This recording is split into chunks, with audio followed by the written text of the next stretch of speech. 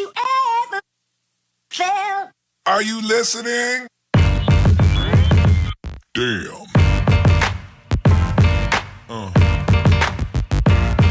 Yeah.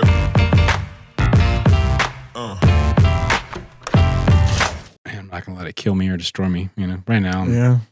Right now we're surviving. So, all right, man. So let's see.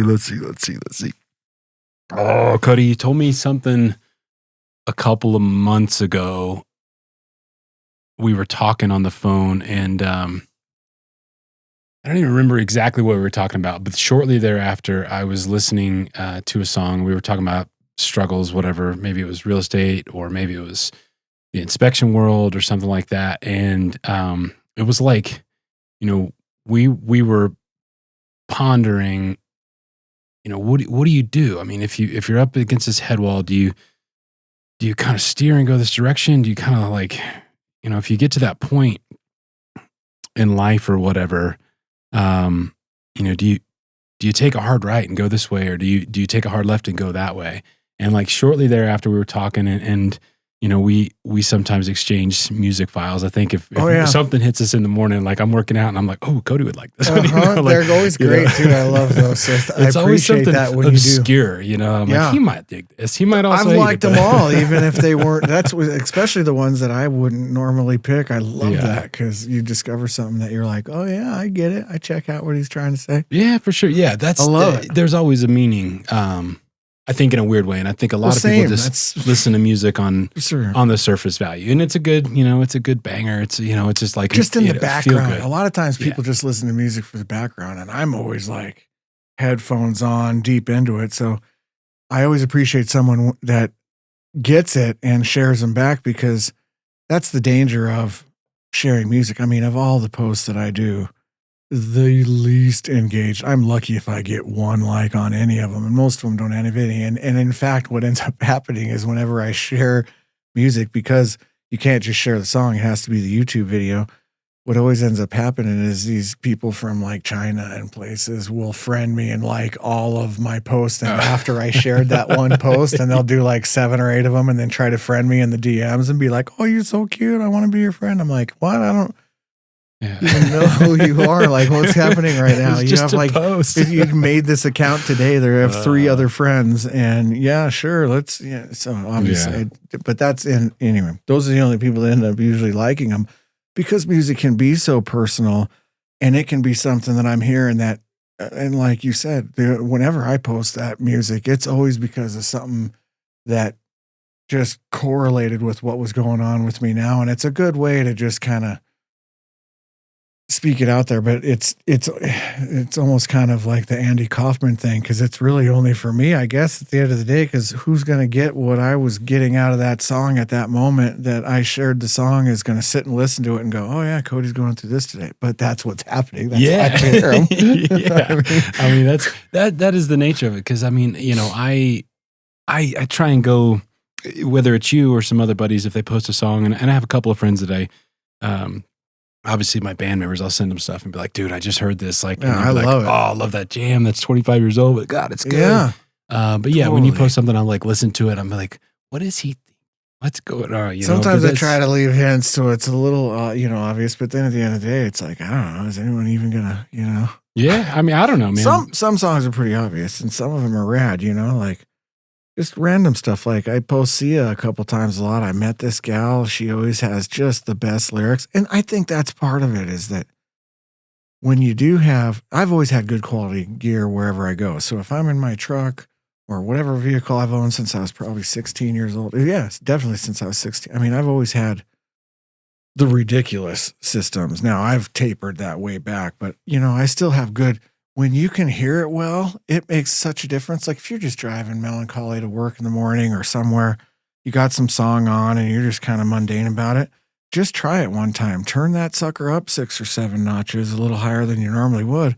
All of a sudden you feel better and the song is hitting you different and you're focused more in on it. And it's just a different thing. But so anyway, I always come from, I know a place where I'll be listening to something late at night in my headphones and hear it so well and just be so in line with what they're saying lyrically that so often in these songs, there is poetic genius in some of that stuff. Now, of course, some of it's, Slayer or, Poison or, it's girls, or, some of it's, it's just music garbage, but at the end of, Candy lyrics, but, some of it's pretty dang profound. I mean, y'all find myself listening to some of these rap artists, and some of them are incredible. Mm-hmm. Lyrically, I'm like, that's, like Atmosphere. That guy's amazing. Oh, yeah. Yeah, I was just listening to some of his stuff the other day. He blows me away sometimes. I'll listen to a couple of his jams and just be so loving it. Like, that's an intelligent guy right there. Do you ever, you remember like Super Audio CDs when that came out? Oh, yeah. Oh, yeah. Dude, Pink Floyd was big on that, the SACD, and they thought it was going to, quadraphonic stereo, it was going to take off, and it was essentially surround sound. It was kind of like the fight between Bluetooth and whatever the heck the loser's name was. I don't even know what it was. I don't remember. Lost so bad. It was like, sorry, dude. It wasn't even a fight. But yeah, whatever it was. But I have a couple Super Audio CDs, and of course, at one point I did have an SACD player, and I swear there's probably only 2 CDs in my whole collection that I play them on. It's sitting in the attic. Yeah, that was the weird deal. It was like it had to be an SA player. But my buddy, when we were in college, so went to the Conservatory of Recording Arts and Sciences in Tempe, and I mean it's basically a music school, and so we went there, and a friend of mine worked at Best Buy. Oh yeah, another branch, Circuit City, another branch that I didn't work at. That'd be dangerous for me back in the day. So Magnolia Home Theaters was their like in-house. You go in, you buy like the TV, the speakers, and they would come and install it, and it was people go in there and spend like tons, thousands of dollars. I installed stereos early on and worked at a place like that, Soundtracks. Yeah. And so he ended up getting like this insane Klipsch audio set, and like got the SA player, and it's such an audiophile nerd like me. Yeah. I remember like Incubus had one, and it was like, he's that kind of guy, like he put the CD in, like everybody shh. Yeah, and like sit perfectly on the course. Couch, like cross-legged, and be like, isn't it amazing? Like, but the reality is it was so fucking good. Like, it sounded, like even if they converted stuff or remastered stuff and put it onto an SACD like a Pink Floyd, you would hear it, and they would still have that like tape saturation. They would still have that old feel, but like the clarity. I mean, it was just so. wild. And if you had the right gear outside of just the player, but had the right speakers, and quite honestly, placement of those speakers was crucial and still is. But if you really had that dialed in, it is like hair on your neck. I mean, I can remember even on a movie, Gladiator, there's that opening scene where he circles this thing that he's going to kill someone with around, and you can hear that thing all. I mean, it's amazing when it's done right. And I used to have that really dialed in when I was in my young college ages, dorm rooms to whatever crazy closet. Literally, I lived in a closet about the size of this table because you could fit a single size mattress here in Durango. One of the first, I've lived in some, but I always had great sounding music in those spaces, and you could just sit there, and if I was by myself and just jamming, I mean, it puts you in another place, and it is incredible. In fact, I've been really getting into vinyl lately, and some of these, I just got a Pink Floyd remix of the Animals album 2018 remix, so it's all digitally remastered. And these records, they come out now, I mean, they're 3 times the size of an older record. They're fat as crap, and of course they're proud of them price wise too. $50 or $60 sometimes for these things. I think I paid $90 the other day for a Pink Floyd Dark Side of the Moon disc, or vinyl. But boy, on a really good vinyl player, which I got one of the ones down at Toast, one of the really good ones, and hooked it up, and my wife and I, it's pretty rad. It's different. Pretty cool. It is different. And vibe, when you don't have all the pops of a crappy record and a crappy record player, and you get that thing really dialed in and balanced, I never really understood the science of it until I really started getting into it pretty recently, to be honest with you. I've always had a decent collection, but I just always had one of those Walmart players that plays tape, CDs, it's like $80. Yeah. Probably ruining every record I ever played. Dude, the needles just scrapes. Oh man. it still blows my mind, that technology, how the heck you get any sound out of that needle, putting it on there and where the grooves. And it's insane. pretty I think cool, my actually. favorite album to listen to, well, a song actually to listen to it. I don't know if I know the name of the song, but it's Elton John. It's love him. Mona Lisa's and Mad Hatter's, sons of bankers, sons of lawyers. I forget what the name of that song actually is, but my mother-in-law has that record. And so every once in a while, we'll be out there and it's like a late night and it's like, put something on, and she's got so many records, but every time that one comes on, it's like, it just makes you want to like ballet to it. Well, yeah. And the way that chorus comes in is just, oh man, it just hits and it makes you almost just want to like weep. It's a fucking great song. He's got a bunch of those that make me feel that way. The one that they play on the bus and Almost Famous, and just the way, it's actually giving me chills just thinking of it right now.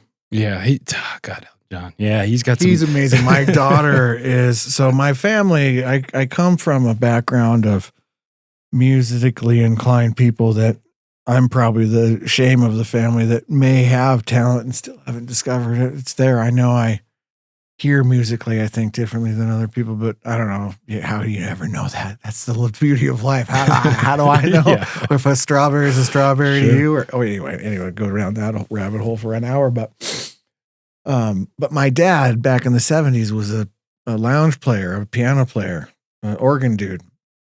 And he was actually a pretty bona fide one in Denver and played at the Broadmoor and was top played, entertainer for a couple of years and was in the critic circles and kind of the hit places to be there for a while. And you should see some of the promo pictures. They're hysterical of him in these big long leather trench coats. And, oh my God, it's amazing. And he had a Hammond organ that I grew up as a kid being able to just sit in our living room and plunk on. Full set commercial Hammond organ with the huge Leslie speakers that actually have the fans in them, so that actually make it that sound instead of the recreated now versions. And just cool as hell, man. And the old knobs made of, I sat there and would just monkey around with it all the time. Anyway,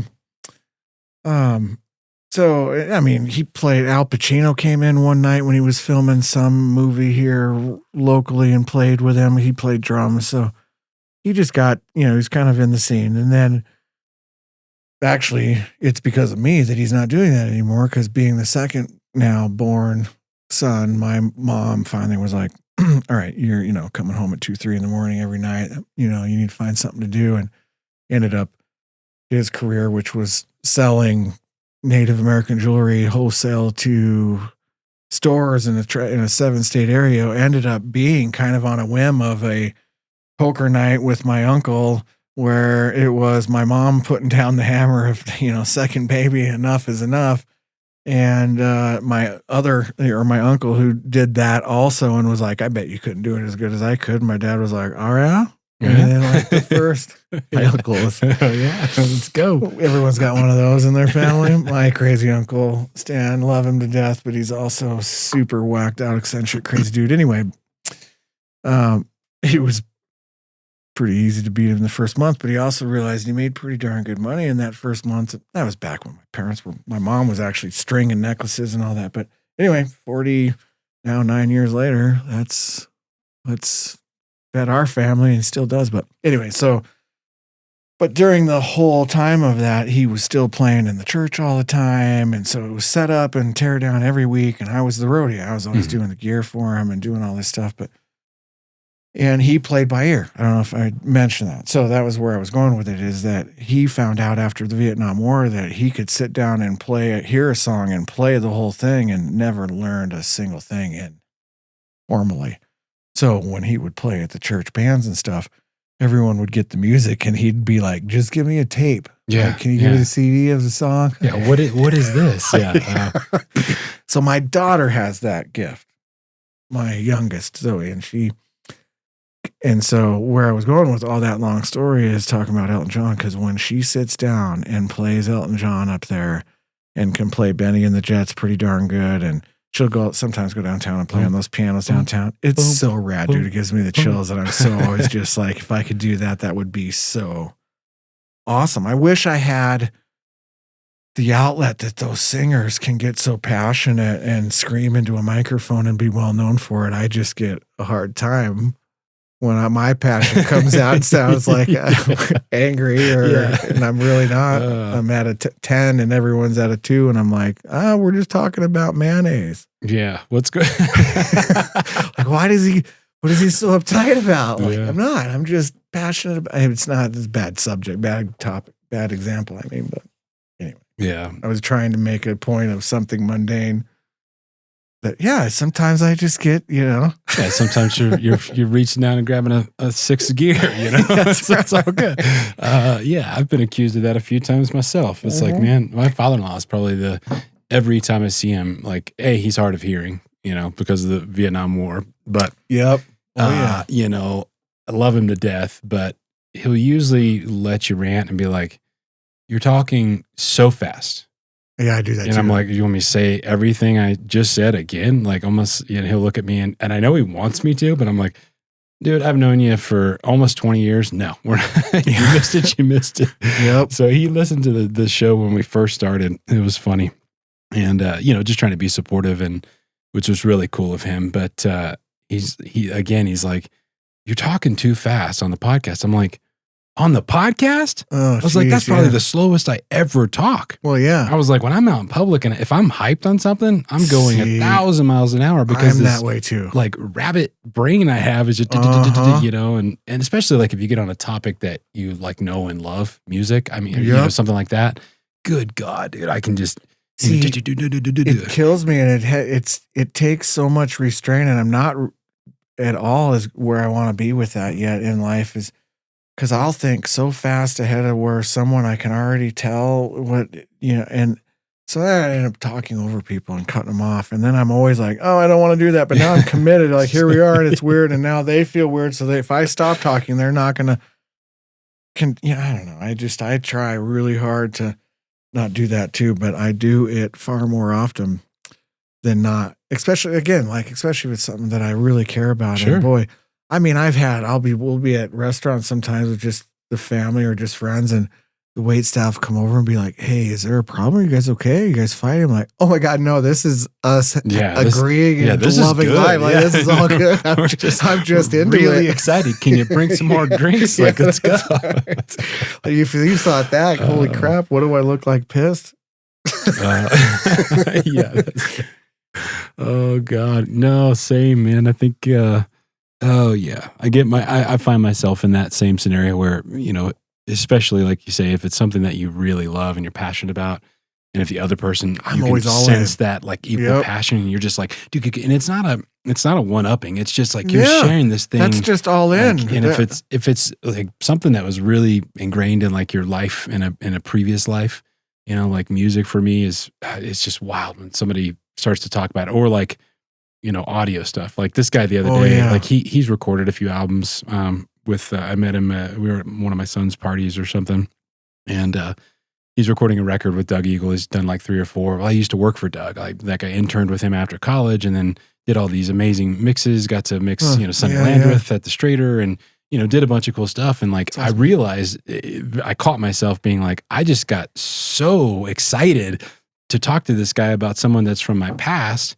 I realized like in the middle of me getting crazy and like I was like, oh shit, he probably had so much to say, but I just got really, really pumped and just started going. And so, I like caught his face being like, okay, like he was just making like small talk of like, oh, you went to college. That's cool. I record music. And do you know Doug? Yeah, I do.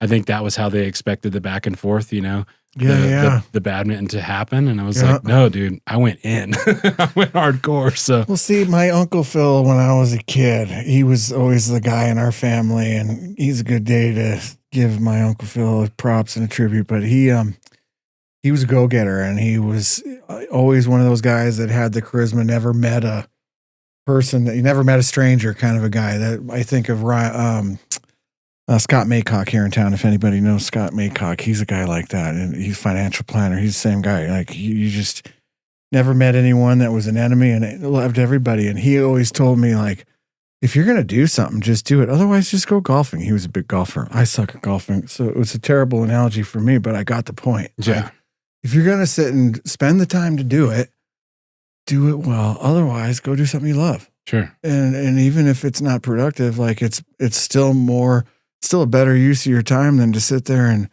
not do whatever you are doing well, or to put your 100% focus into it. And that's where you get in the flow, and time doesn't exist. So why wouldn't you want to strive to always live there? Yeah. So that's where I try to be. Oh man. Yeah. I think that is the ultimate journey in everybody's life, or should be, is trying to get to that space where you can just be there in that moment, man. Not be thinking of what's going on tomorrow, not be thinking of whatever happened earlier today, because it isn't going to change now, and certainly tomorrow isn't going to change, thinking about it anyway. And gosh, I get caught up in it sometimes. I'll be thinking late at night, and then I'm like, what are you doing? Yeah. Like, you lost your... Oh, I used to be really good at that, actually, of just being in the moment always. And man, we would have so much fun. And whatever we did, whatever I was doing, the whole goal was, those are my kind of 2 life philosophies. I think I said about it last time, is either everything in life's a good time or a good story. And what I just said a minute ago, either, you do it well or just go do something else. Sure. That you'll do better. Yeah. Or at least that you love. I think you capitalize on it with, like, make sure you enjoy it. Well, yeah. And not everybody has the opportunity to do something that they enjoy, but whatever their life scenario is, they may not. I was that guy for a long time. And I've found too recently that, I've come across a few people, some people in my life that, like, I have so many, my brain, again, is just constantly moving. Like, I'm always trying to do something, always trying to progress myself, always trying to keep myself busy. Yep. Me too. And do certain things that kind of really uptick my like passion, right? So if that's music, or if that's this podcast or whatever, it's like I push towards that stuff because I enjoy it. Yeah. And maybe there's a part of me that, like, doesn't want to let it slip away from my life. Yeah. But through that, I kind of step away sometimes, and like my mother, I love her, bless her heart. Like, she has no hobbies. Yeah. Yeah. And my brother and I were talking about this the other day. My and I was mom like, too. Same thing. He was like, man, mom doesn't like, she doesn't knit, which is ridiculous. Right. But, like, she doesn't do anything, like no gardening, no nothing like that. And she's always just kind of been there. And I'm like, I can't, in my brain, I'm like, how can you not have a hobby that piques your interest? Like, whether you can't be in a band anymore because you're not 20 and you got 2 kids, or whatever the case scenario, do something that, like, always kind of like, ooh, it's not quite the same feeling as standing in front of 1,000 people and singing into a mic, but it's like real similar. It gets that artistic side of your brain flowing. And, but how I'm blown away that people can kind of go through this life and not have those hobbies. So I'm actually really blessed that my brain works in that fashion of, hey, I get to have these things that I enjoy, because you think about it, not everybody really has that kind of mindset or that kind of brain, It's weird. True. I find myself late at night, and I know that 6 or 8 hours of sleep is beneficial and all that, and I guess I'm either an insomniac or don't need it, but I'll find myself watching podcasts or my comedians. Like, there's one I can't even remember his name. I was going to mention him. I just saw him. I think he's going to be, this was like a classic, instant classic. But so I've got another buddy of mine that's kind of like you, but he'll send me stuff late at night like that also, knowing that I'm probably awake. He's like, you got to check out this guy, Shane Gillis. Oh yeah. Oh my gosh. It was so funny. He put out a new one called Beautiful Dogs. It was so good. I can't even describe how good, and I won't even try, because you can never recreate it, and it kills it anyway. If you want to see someone funny, it's hysterical. He's amazing. So he'll send me stuff like that. Or, recently I'm really into the Jordan Petersen thing that is so mind blowing. I wish that I could be part of something like what he's doing, where he sits down and they're disseminating. He's got like maybe 9 or 10 people from all different walks of life, from Jewish to atheist to everywhere in between. Os Guinness is one of them, he's one of my favorite authors of all time. He's the dude from the Guinness Beer Company, and he's an amazing writer and philosopher. Anyway, he gets all these guys around the table, and they're going through the book of Exodus and disseminating it and giving everyone's perspective, which just in that of itself is so amazing. Because I mean, even just one of the first examples, this guy was talking about, he's reading, Jordan's reading, and the first part of Exodus is just like, yeah, this guy was this guy's father, and this guy's father was this guy's father, and this guy's father. They're just going through lineage. And one of these guys stops him and goes, you just skipped over what our faith thinks of as one of the most profound verses in the whole Bible. And he's like, hell are you talking about? Yeah. It was just a bunch of guys talking about a bunch of guys. But he goes, yeah, but did you notice the sequence? Like, here you have a bunch of guys, they're saying name by name by name. And the problem is here you have this one guy who was, and I wish I could remember their names, but it doesn't matter, was one of the heroes in that lineage. And already by the next generation, that dude, the new leader, didn't even know his name in that short amount of time. And I think in our world right now, we're definitely experiencing similar things. So anyway, this guy's pointing out how profound that is. And I'm just going right out of the gate, first thing they're already saying, I'm like, oh, I'm in. This is going to be pretty rad. I'm going to love this. And so, I mean, always into things like that. And sometimes I'll feel guilty or just like, am I wasting my time with stuff like this? But it's like, absolutely not at the end of the day, because that's what drives, that's the passion, that's the poetry. Well, that's what's the marrow of life, as Walt Whitman calls it. If you're not, no, actually it wasn't Walt Whitman that said that. It was Henry David Thoreau. Sucking the marrow of life. And just, why not? Don't, if you're waking up and let's do is whatever we're doing today is, so that's the kind of stuff that I love, is just music and the art and poetry of what's behind it. And really trying to listen to a piece and understanding what those dudes really meant when they threw it down. And sometimes it's a lot. I can't tell you how many times I'll listen to something and go, man, I've been listening to that for a long time. And I never really clicks differently. It never really hit me the way I think it was meant to be until now. I love those moments. Yeah, Jordan Petersen hangs with a different crowd for sure. Yeah, I love the fact that he gets a bad rap sometimes. He's misunderstood, but he's really incredibly intelligent. If you can get him, I think Rogan's had him on probably 3 or 4 times, but the last one, it was like he was calmed down. It was like, hey, instead of just bouncing, let's just stay focused and get through a topic. Yeah. And it was very well received. I mean, and obviously the internet's going to, destroy you for whatever you want, but no matter what. Yeah. So, but I like the fact that he's willing to push the envelope, right? Well, yeah. And at least he's out there. At a time of life where it's very difficult to push the envelope, He's asking the questions that should be asked, talking about things from not just a naive, flippant conversation, which I think so many of the talking heads on TV do. Mm-hmm. That it's like, man, just to appreciate somebody. It's like I was given a hard time about the Grateful Dead, and I wore this shirt in honor of what I said last time. I don't know if you noticed the little dead bears that are just all now. As I got to pull out my bifocal, I was like, oh Jesus, yeah, it is. But that's on purpose because because like the Grateful Dead, what my point of that whole conversation was to say that, first of all, I love the Grateful Dead. They're one of my favorite bands, one of the probably top 5 bands I've ever seen live. But at the end of the day, musically, I think they're horrible musicians. I think their music isn't awesome. Yeah. Doesn't turn me on like a lot of music does, but that was not necessarily the point either, and that just speaks to the diverse nature of what music is and how it moves people in different ways and for different reasons.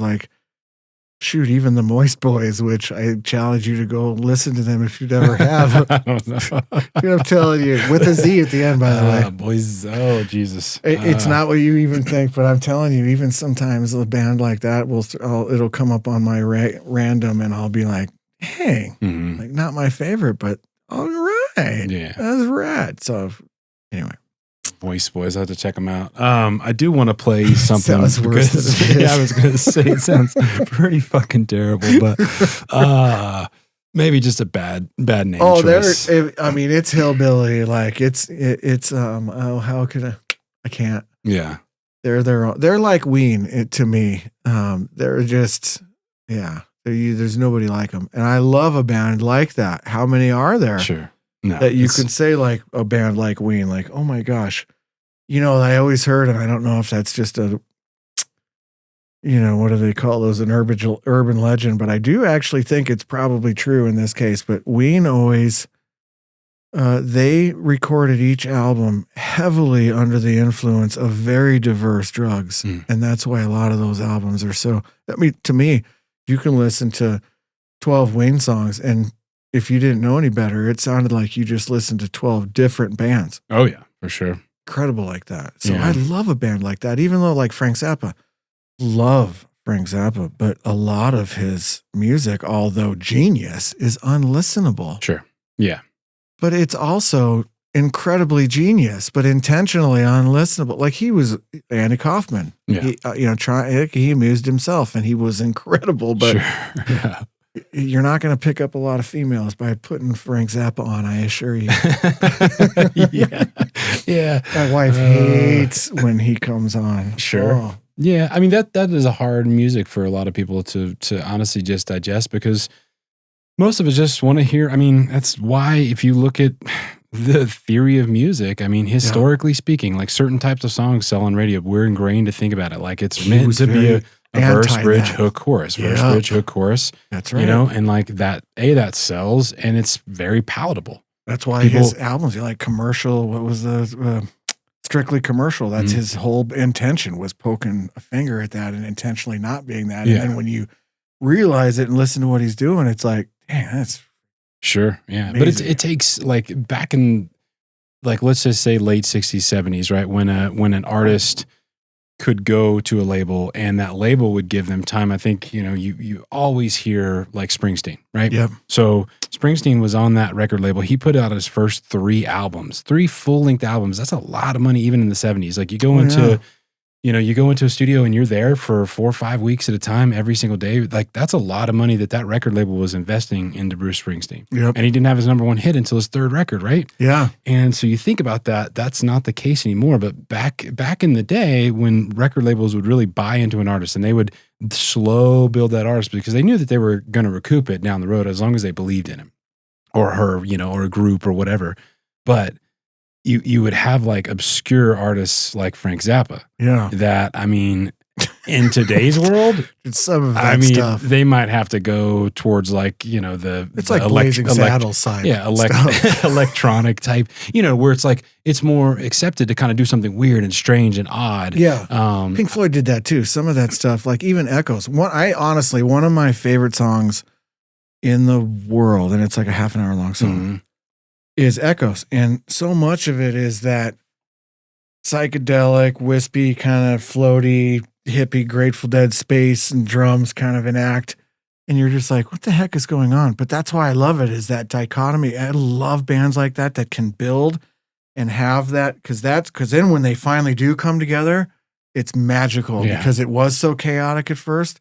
It's one of the best songs. It gives me chills listening to Echoes, but it's one of those that somebody might listen to it and just go, what the heck is he talking about? Like, this guy's got really terrible music taste. And maybe the case, maybe so. But if you see what it is for what it is, and that sine wave, if you will, of how they tease you with a little, we're going to mess around a little and then come back to it. And when it comes together, it's mad. I just love it. That was, I think, too, I got to experience, a little bit of that. Obviously, I wasn't in the 70s. I didn't see a concert in the 70s. Pink Floyd was some big. of it, on YouTube. They changed everything. But when you had that theatrical performance, even as just a regular band, right? Like Skinner, whatever, they can do a 17-minute solo. But a band that has the presence on stage to really, like, truly wow the crowd. Yep. That gave those artists so much room to kind of move, right? It did. A lot of it may have been, drug induced as far as the crowd there, and they're just kind of along for this ride in the show. Yeah. But I experienced something I think as similar as it can get in today's world with a band when I went to watch Whiskey Myers last year at Red Rocks. Oh yeah, and, Red Rocks. I mean, they came out head to toe, white sequence, flare. They played for 2.5 hours. They refused to open up for any other band at Red Rocks until they could sell it out themselves, right? It took 10 years to build their names large enough to do that, and they did, and we got to watch it. I took the kids. We opted not to even sit in our seats. We sat over under one of the trees and just like and I was literally just wowed by them. Like the performance. It wasn't just playing your songs that we've heard on the records. It was a show. Yep. You know, and they had a 6-piece choir behind them. They had all, I mean, there's nothing like it was that. amazing. There's nothing like it. But I think that they have the liberty to kind of do certain types of things and mess around and go into this and pull you back and go on a little bit of a solo. Cause like, we're taking you on a journey, Daddy. Let's follow this thing. And bands or acts from the 60s and the 70s, you know, and even up in, you know, like up into the 80s, like the hairband stuff, that was still a show. Yeah, we were playing Ride the Lightning. All about the show at that point. Like I was saying, the meat of it was nothing. Yeah, it's bigger than just the music. It was serving you ramen noodles for lyrics, and there was no meat to it at all. It was garbage, but it was the show for sure, and people still to this day love it. But it was Pink Floyd, and I think, if you had to ask me who's your favorite band, I think it is, for me, it would probably be Pink Floyd overall. But they were one of those bands that changed that experience that we're talking about. Cause I mean, before it was like the Beatles and the Stones and you had all these people that were great showmen and they put on a good show on concert, but it was white lights and stark and clean. And that was it. Man, Pink Floyd came out and they were the ones that started quadraphonic stereo in a concert. So in a live show, they played quadraphonic, which was stereo and 4. They were the pioneers of all of that. So when you would go to their shows and it would blow people's minds, especially of course, which, you know, Pink Floyd started as psych rock, psych prog rock, whatever the heck you call it. The genres sometimes piss me off. They don't make any sense.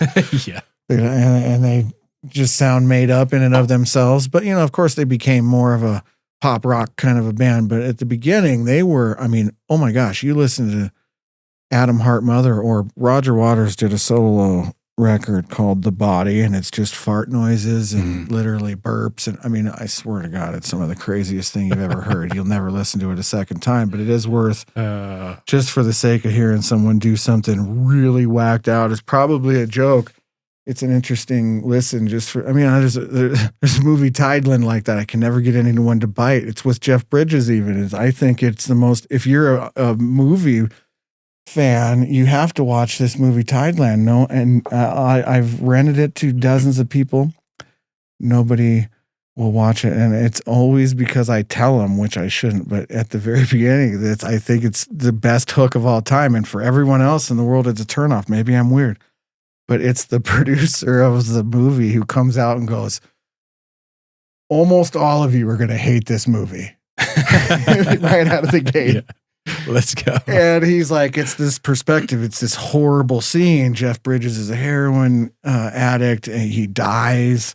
This little girl, Eliza Rose, it's seen through the innocent eyes of childhood, despite the dichotomy of the horrible scene that they're in the middle of. And she's playing, he's like, I'm going on vacation. So this little girl's helping him make the heroin needle and the whole thing. And all of a sudden, you know, he dies, overdoses in this crazy abandoned farmhouse in the middle of Kansas. And I won't kill the whole movie because there's some of the most incredible video scenes I've ever seen in a movie in this movie. But I don't know, it's movies like that I just... What is it called? Tideland? Tideland. Okay. Yeah, it's just showing this, again, the innocence of the child. She's playing on his dead body. And, you know, it's like visceral scenes, but, you know, I think it tells a profound story that, you know, I love stuff like that. So music like the Moist Boys or some of that early Adam Hart Mother, Pink Floyd stuff is so interesting to me because if you can detach yourself from the palatability or lack of it, and see what they're doing and why. Yeah. Which, if we can do the same in communication, we'd all be a beautiful society. But it's the same thing with music. Like, I can appreciate anything or anyone. I will literally, and I've said this ever since I can remember being of age to go to concerts. I'll go to any show that's live if I'm not, I'll go see anybody.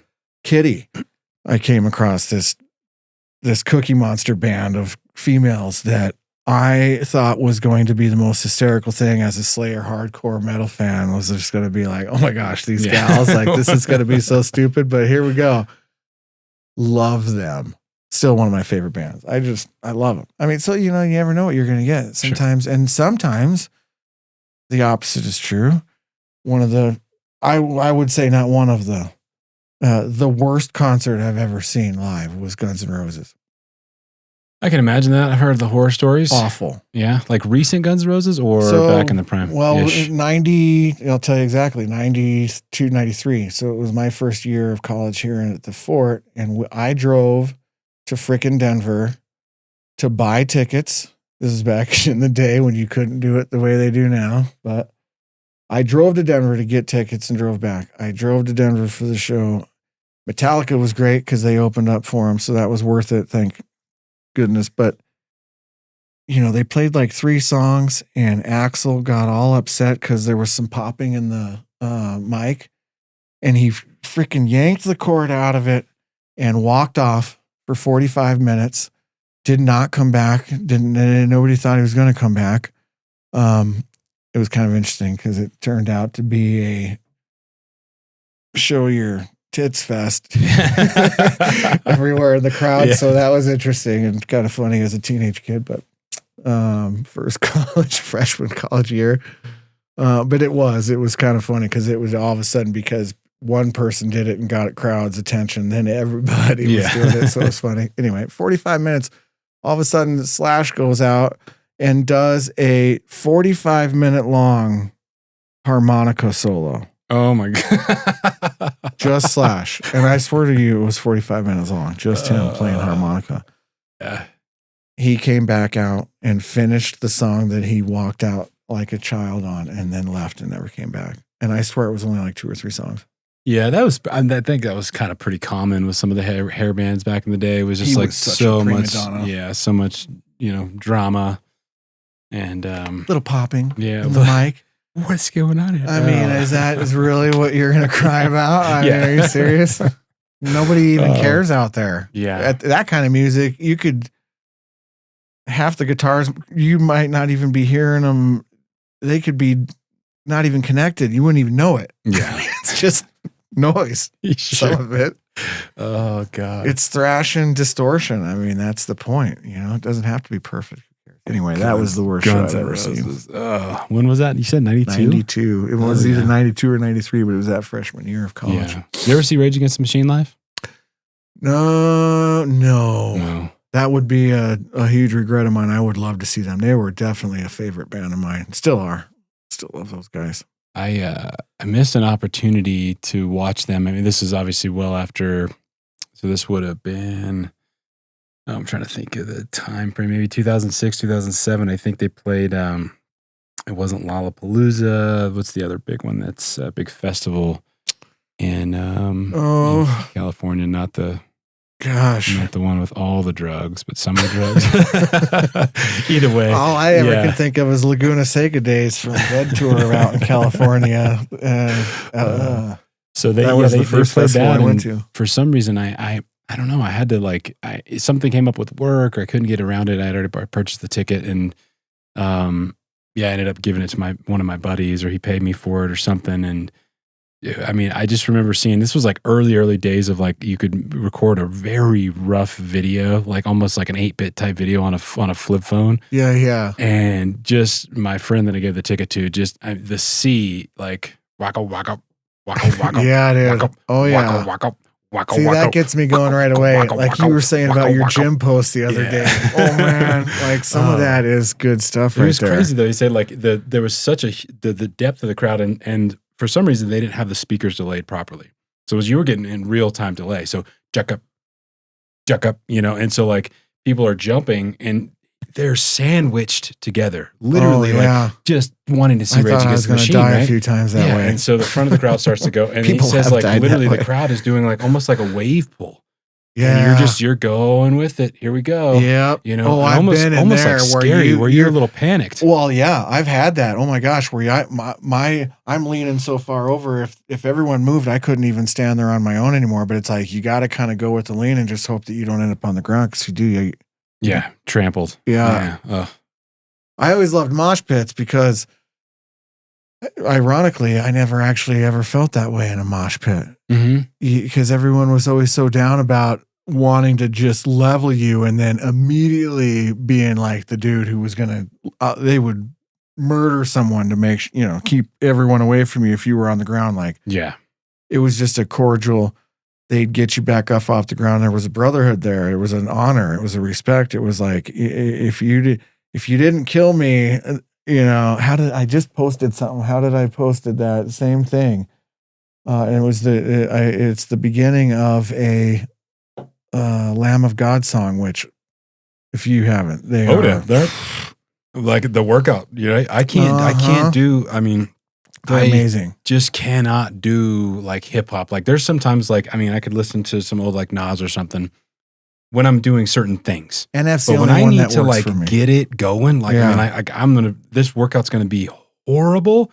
No, I'm putting on some straight up metal. Like, it's same with me. And NF is the only rap that I can listen to in that setting because he's so passionate and angry sounding that he gets me going in the right ones too. But, I love that stuff. And the harder, the better, honestly. And once you're really good at the rhythms of that, I mean, it's that's my sauna. There's only been like 2 or 3 times that I can sit in the sauna and listen to something, relaxing, and I'm like, I'm trying to relax to this hell. No, give me something that's going to hurt my eardrums. Like, normally I'll go to my metal shuffle, but I'll start it with Norma Jean.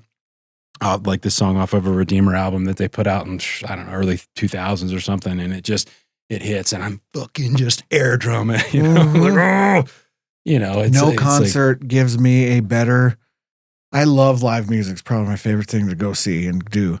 Always has been. And no band, despite how good they are. I've seen Pink Floyd in '96. It blew my mind. It was incredible. I've seen a lot of really, really great shows, but nothing gets me more just, I don't know how to describe the feeling of it. Almost like an out of body, just so into it, so having so much fun and just jam. Nothing is better than like hardcore metal like that, especially when you know the songs. And you're on it. Like Slayer shows to me, I think are I've seen them probably more than any band in terms of frequency. I'll go anywhere. I'll drive anywhere. It's just so much fun. It's crazy. It's ridiculous and over the top, but that's definitely the point. And again, those mosh pits and all of that, they're so fun to get into. I'm always the little guy, the ping pong. I'm a ping pong mosh pit guy. Like you throw me around against everybody else. I'm not the big dude that can walk up and just stomp around and take people out, but I never try to be. But it's just so much fun. Yeah, I've said it since I was, again, another thing that I think would help save society. If everyone could go to a mosh pit once a month and just get it out in that environment where it is I do want to knock you over as hard as I can. And then as soon as I do, I am the first to be like, just pick you up and get the aggression. It's not even like any of it hurts. It's not like it's a violent thing. It looks like it. I saw a Red Rocks mosh pit at the Clash of the Titans, and that must have been in the mid 80s. Clash of the Titans tour. It was Megadeth, Anthrax, Slayer, Iron Maiden, and Alice in Chains opened for him. Of course, no one knew who Alice in Chains was at the time. So when they came out, there's all these Slayer fans. And I don't care what other band is playing. If Slayer's playing, the fans always demean every other band and just scream Slayer at them all night. Yeah. It's just part of what Slayer people do. Yeah. But they were ruthless. And this was back in the day in Red Rocks when you could bring anything that you wanted as long as it was in plastic. So people would walk in with whiskey milk jugs full of whiskey. And I mean, you could bring in as much booze as you wanted as long as it was in plastic. And I saw people filling up jugs full of pee and bombing them at Alice in Chains, booing them off stage. I've never seen a band booed off stage harder in my life. And then the very last song, they played Man in the Box. And then, of course, everyone in the crowd was like, Oh, I know you these guys. And so then I was like, you should have played it first. Like, who are you? Yeah. Oh, dude. Because I like Alice in Chains. I dig those guys. But at the time, I was like, I don't know, who are these guys? And oh, man, craziest show. But what I was going to say about that was a dangerous mosh pit. I've never before or since seen an allowed to go on mosh pit at Red Rocks, because you can imagine there's not much room to stand. I was gonna say, where do they even? It's not, and that circle was a normal sized mosh pit, so people were getting straight effed up, dude, like falling down flights of stairs, and I mean it was crazy. I've never seen anything like it. I've seen some pretty brutal mosh pits at Warped Tour. Some of them aren't as nice. Yeah, I mean, there's a Depends different. on the band, there's like, you know, those some of the ones where it's like full on like kicking and this new like age thing, but some of the younger, when it's a mosh pit, like you say, it's not meant to be dangerous. It's meant to be like almost like celebratory. Yeah, you know, like, Deftones, you know, Metallica mosh pit or Korn. I mean, you're going to have a brotherhood at those mosh pits, but some of those punk bands, or I don't know, like Reaching for Change. Yeah. I don't know. That is trying to hurt people. Yeah, that is full on. We're throwing elbows. It's going to hurt. There's a few mosh pits that I've been like, I love to mosh, and I've stood there and been like, I'm not a pinball today. Yeah, this one doesn't look like they safe. like pinballs. It looks like they're trying to hurt people. Isn't it crazy?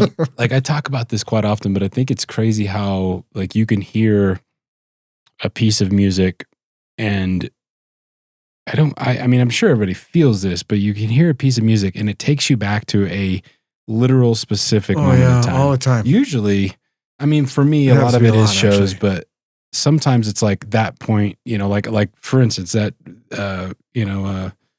I vividly, like every time it happens, like you put on Elton John, right? Yeah. That song, you know, and when that chorus hits, it's like I can picture picking my daughter up and literally foolishly kind of dancing like we're in a ballet. Yeah. And that when Mona Lisa's in my better, you know, and it takes you to a specific. So now I hear that song and it takes me to that very moment, like holding my daughter, you know, in my mother-in-law's living room, just dancing, or you hear this thing and it takes you to that like time. And that's where music is always for me. And I feel for people that don't get this out of music. Yeah, me because too.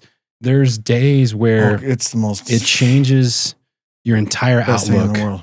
You know, because sometimes you just wake up for unknown reasons and you're just not quite in it. You know, it's like, what's going on? You slept bad or whatever. Who knows? You just, I don't know, maybe your circadian rhythm's off slightly and you just, it feels kind of weird. But you can play something and it takes you to whatever space you allow it to take you to. Like it's like takes you to that mindset. And I love it even more. Like, and kind of since we've started sharing some music back and forth, I've just started going into like, you know, I do listen to Spotify a lot. I like their algorithm and the way that it actually plays a little different. They play back at a higher volume. I've had a hard time adopting those. Yes, yeah, but so I'm still an Apple Music guy or so whatever it is. Yeah, but all that stuff I've got it downloaded, and so I'll just go to song and just hit shuffle. That's what I do. Some days it pisses me off, and I'm like, I'll close the app and redo it again. Yeah, but there's sometimes you get in a bad run, and start it over. That's right. It just hits though, and you're like, I forgot about this song, and then it's like the flurry of memories. That's why I do it, and have done it that way for years. And I don't know how I can explain that, but especially on long drives. I mean, I can be in that funk and be driving to Telluride, and all of a sudden have these songs that just on shuffle will come up, and it couldn't be better, more perfect timing. Mm-hmm. And sometimes you'll get in those runs where it's like there's 6 or 7 where you're like, this has been the best. I couldn't have DJ'd this any better. And I have an inordinate amount of music always. So this is a 2 terabyte phone. Yeah. I've got 2 terabytes downloaded on my phone so that when I'm driving to Telluride, there's dead zones. Yeah. No interruptions. That won't quit playing, which drives me crazy. So, I mean, I have, I think my collection's up to, I think I've got over 50 terabytes of music right now that we were joking about it, between not only my CD collection, which is obscene, and records, and my digital. I could host infinite radio stations for weeks, months. I'd never play the same thing. I could play. I have a lot, and a lot of it is not just, Pearl Jam albums, which I do have all of catalogs of a lot of people, but it's a lot of pretty rare, obscure stuff out of print, a lot of bootleg stuff. I have a Bob Marley collection that the guy that gave it to me said, don't ever share this online. And he would get all mad at me. Anyway, but that just doesn't exist anywhere else. Some of this live stuff. So I've got a lot of really good stuff. When I love it so much. iPods first came out, and you could go to somebody's computer, and you could like plug it in, and then like pull from their catalog onto. Dude, that was like before they password protected everybody. Buggers.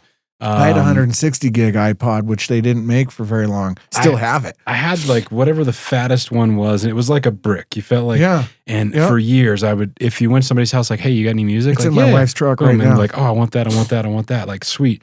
I had so many B-side, like I had some stuff from Outkast that I don't know that they actually, I mean, somewhere it's published, but I'd never heard it on an album. And like, I had some really, really obscure, like true B-side records from some bands that I just absolutely loved, or like I'm obsessive about it. But I left it in the car one night, and this is when we lived across the street from the Iron Horse. We bought a condo there years ago. Oh yeah. Somebody breaks into my wife's car, takes the iPod, takes her social security card, some other stuff. We realize like, oh God, what's going on? So we make a police report. They find the kid, they get all the stuff back. They get my iPod back. He wiped it and put like so much horrible mainstream like rap. And some, I mean, like I can enjoy a rap song every once in a while, depending on the artist, but like, oh man. And those are just like, I would have to be in the moment of like, okay, we're at some random house party, and this guy tells me he's got this like awesome playlist built. I'm going to download 6 or 7 of them. Like I could never recreate what I had on that freaking iPod. Yeah, and it destroyed me. It destroyed me. And that was when it was like, they still had the disc. You could hear it running. Oh yeah. I think about that all the time. I'm like, oh man, I remember that song, but it's like, I'll never be able to find it, because now you look for it and the only stuff you can find like on Apple Music or, a lot of stuff's harder to find. A lot of good stuff that I've got it all on so many redundant things, because I've had people over the years. I mean, the guy from Bread took all this Grateful Dead for me, because I think I mentioned it last time, but I have probably 95% of every Live Dead show that they ever played. Wow. And I've passed it around to a bunch of people, but none of these guys ever know techie enough to even be able to use a external hard drive. But I've passed it to so many people, and then they've lost it all. And so I keep it in, I've got it on like 10 redundant hard drives, so that no matter what happens, I'll always be able to retrieve it. But that's always been my fear, is have all this music that I've compiled for decades. And then I took my whole my CD collection back when CDs and all this was becoming new, and turned it all digital. I mean, it took me so long. I've spent so much time just organizing, and back in the Napster days, downloading entire catalogs of people. Like, it was back when you could download entire discographies. So, So I wouldn't just find a Frank Zappa song. He's got like 70 albums. And I can remember being like, the Frank Zappa discography, and all I had to do was click one button and wait maybe 3 days back in the before Lars bandwidth days. But and now I still have all. I have every album he ever made, and in every band that I'm into, I guarantee you I have it some kind of import or something of it, because you'll find nuances or ways that they used to. I don't know. It's hard to even describe without just getting in, and Yeah. I love that though, man. Like we are honestly cut from the same cloth when it comes to this stuff. It's just such an audiophile mentality. Well, that's why I love it when you share those, because there's few people. There's not many that I've met in my life that are like that share like that. So I love it, even though. Even sometimes if it's just like, what the hell is this? I'll always stop and be like, oh. Yeah. That one, I had seen that, what is her name? Maggie Rogers? Mm-hmm. Yeah. Man, she's amazing. She's different, very, just like this, like weird, vibe, but it's an offbeat. Yeah, she's weird, but in the greatest of ways. Like, who's a good example? What's her name? It's on the tip of my tongue. Oh my God, I'm gonna have to look at my phone for a second. But so Maggie, Tosh Sultana, some of these, they're just so good, and they're a lot like that. But there's this one gal, I know she starts with a K. Oh, and I was gonna tell you, for rap guys, if you haven't ever heard of Run the Jewels, I think they're one of the best. Oh yeah, I love them. Yeah. Well, anyway, I'm not going to sidetrack it by looking for this. I can keep talking, but no worries. What is her name? She's weird like that too, and she's so worth listening to and different, and I just really dig that. You might have actually texted me that after I posted that Maggie Rogers song for you. Yeah, just I posted you. I sent you another Maggie song that I like, the one about dogs.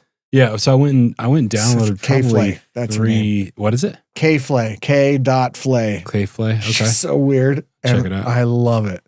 Some of that stuff is just obscure. It puts you in the weirdest kind of cool vibe. Actually, so she's one of the few. So Maggie Rogers is one of the few, like, cool, calm artists that I can listen to while I'm in the sauna. Yeah, because it's like you're still moving, right? But you're not. Yeah. You're not like trying to like get into the flow. It's like this like.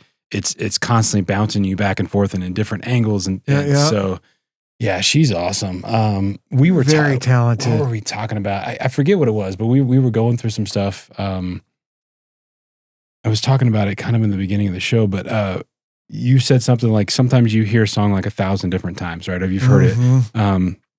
And so my son had downloaded Macklemore. I'm not a huge Macklemore fan. But I dig his lyrics. He's on dude. point. I want to play this because I mean, everybody has heard his song "Glorious," right? I think it's "Glorious." Yeah, it is. Yep. I mean, is that the one that he wrote about his grandmother's birthday? I'm not sure. I want to play it right now. There's a couple I really like his because lyrics, I've heard that song 1,000 times. My son, he's got a little playlist that we do for soccer or whatever, and he's always jamming and singing in the back. But I listened to that. It actually came on, oddly enough, in the sauna the other day, and shuffle again. And I'm like, okay, I know this song. And I just stopped and just truly listened to the first verse. It's weird that you mention him. And was like, whoa, man. Yeah, and I mean, he's it was lyrical. Like, he's one of those sneaky lyric guys. It was like, man. He's smart. But it like we were talking about some stuff privately. He's a little, candy pop. Yeah, but like, listen, we got to listen to this. Dude, it's so weird that you brought him up because just today, somebody on my feed posted that he took his son to a Macklemore concert and he commented that it was one of the best concerts he'd ever saw. And I was like, really? Yeah, I don't know. Really? It might be, I don't know. Because I can dig Macklemore. I get where he's coming from, but I also can see how sometimes it's like, I don't know. But lyrically, I think he's a very smart guy.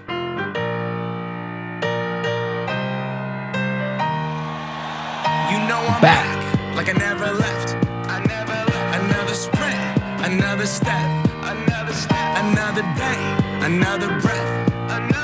Been chasing dreams, but I never slept. This right here coming up. I got a new attitude and a lease on life is a piece of mind. Seeking to find I can sleep when I die. Want a piece of the pie, got the keys to the ride and shit. I'm straight. I'm on my way. Get up my way. I'm running late. What can I say? I heard you died twice. Once when they bury you in the grave, and the second time is the last time that somebody mentioned your name. So when I leave here on this earth, did I take more than I gave? And look up for the people. Did I do it off of fame? Legend is Exodus, searching for euphoria. He's smart.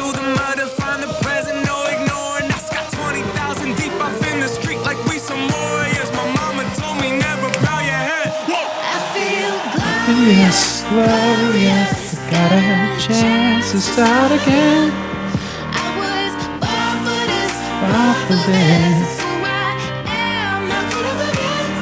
I made it through the darkest of the night, and now I see the sunrise. Now I feel glorious. I feel glorious. I'm feeling glorious. Yeah, that verse. See? He's smart, man. I like him. But it hit me though, because it's like it always is just there, and he's rapping, and it's like it is a good beat, and you obviously we're moving towards a chorus, and you know that the chorus is coming. But like when I heard that the other day, it's like it kind of just blew me away because it gets you questioning like what are you doing that's worthy, like right, whether that's your belief in God, whether that's your belief in yourself, whether that's your position in your marriage, whether that's you as a father. And it was just like when he says, I heard you die twice, once when they bury you in that grave, and the second time is the last time that somebody mentions your name. Mm-hmm. So when I look back on this life, did I take more than I gave? Did I do it for the people, or did I do it all for fame? And it's just like, that's awesome. I mean, you've heard that concept, obviously, dying twice, right? Yeah, but totally. It just totally.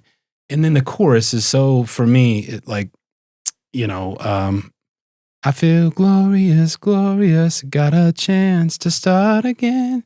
Like, man, like, I feel a lot in this life, like, especially coming out of like the last 5 years of my life. Yeah. Like, I've been somebody, right? I don't know if this is like, if you're a man of God, somebody would say, okay, well, maybe, God has granted you the ability to kind of keep going, right? You've beaten this battle. There's something bigger than you that you're designed for.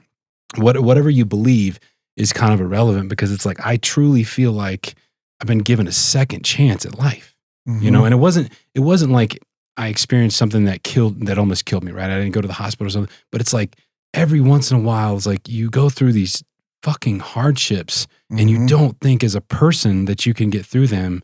And it's like, that chorus hits so hard, and it hit way different in the sauna the other day. And a lot of times you're just so out of your mind. It's so funny. You hit me with these.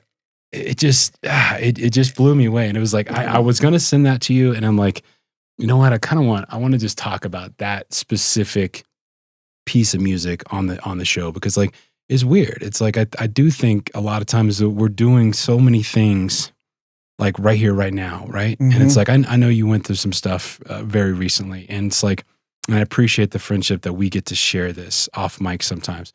And it's like, but when we were talking about some things, and it was like, that chorus just, it hits in a way that's just like, sometimes like it is a second chance, and you kind of got to be grateful. And it was like, man, it just, I don't know. When I heard that in the sauna that day, it hit so hard and so well that it immediately made me think about you. And I was just like, I don't know, man, there's something, whether it's otherworldly or whatever, like there's a line, and it's like, you get that opportunity every day to kind of wake up and move forward. Yeah. And it's like how you moved through some of the bullshit that you had to deal with recently. It was like, I feel glorious. Exactly. Glorious, you have no idea how much what you're saying now is hitting on that ley line, or whatever you'd call it. That's what I would call it from an astronomical kind of perspective. But you hit those points that all of a sudden, how do they, just like we were talking about music, all of a sudden they come up. You're hitting those with me right now, because it's funny. Macklemore came up today, and hasn't in a long time.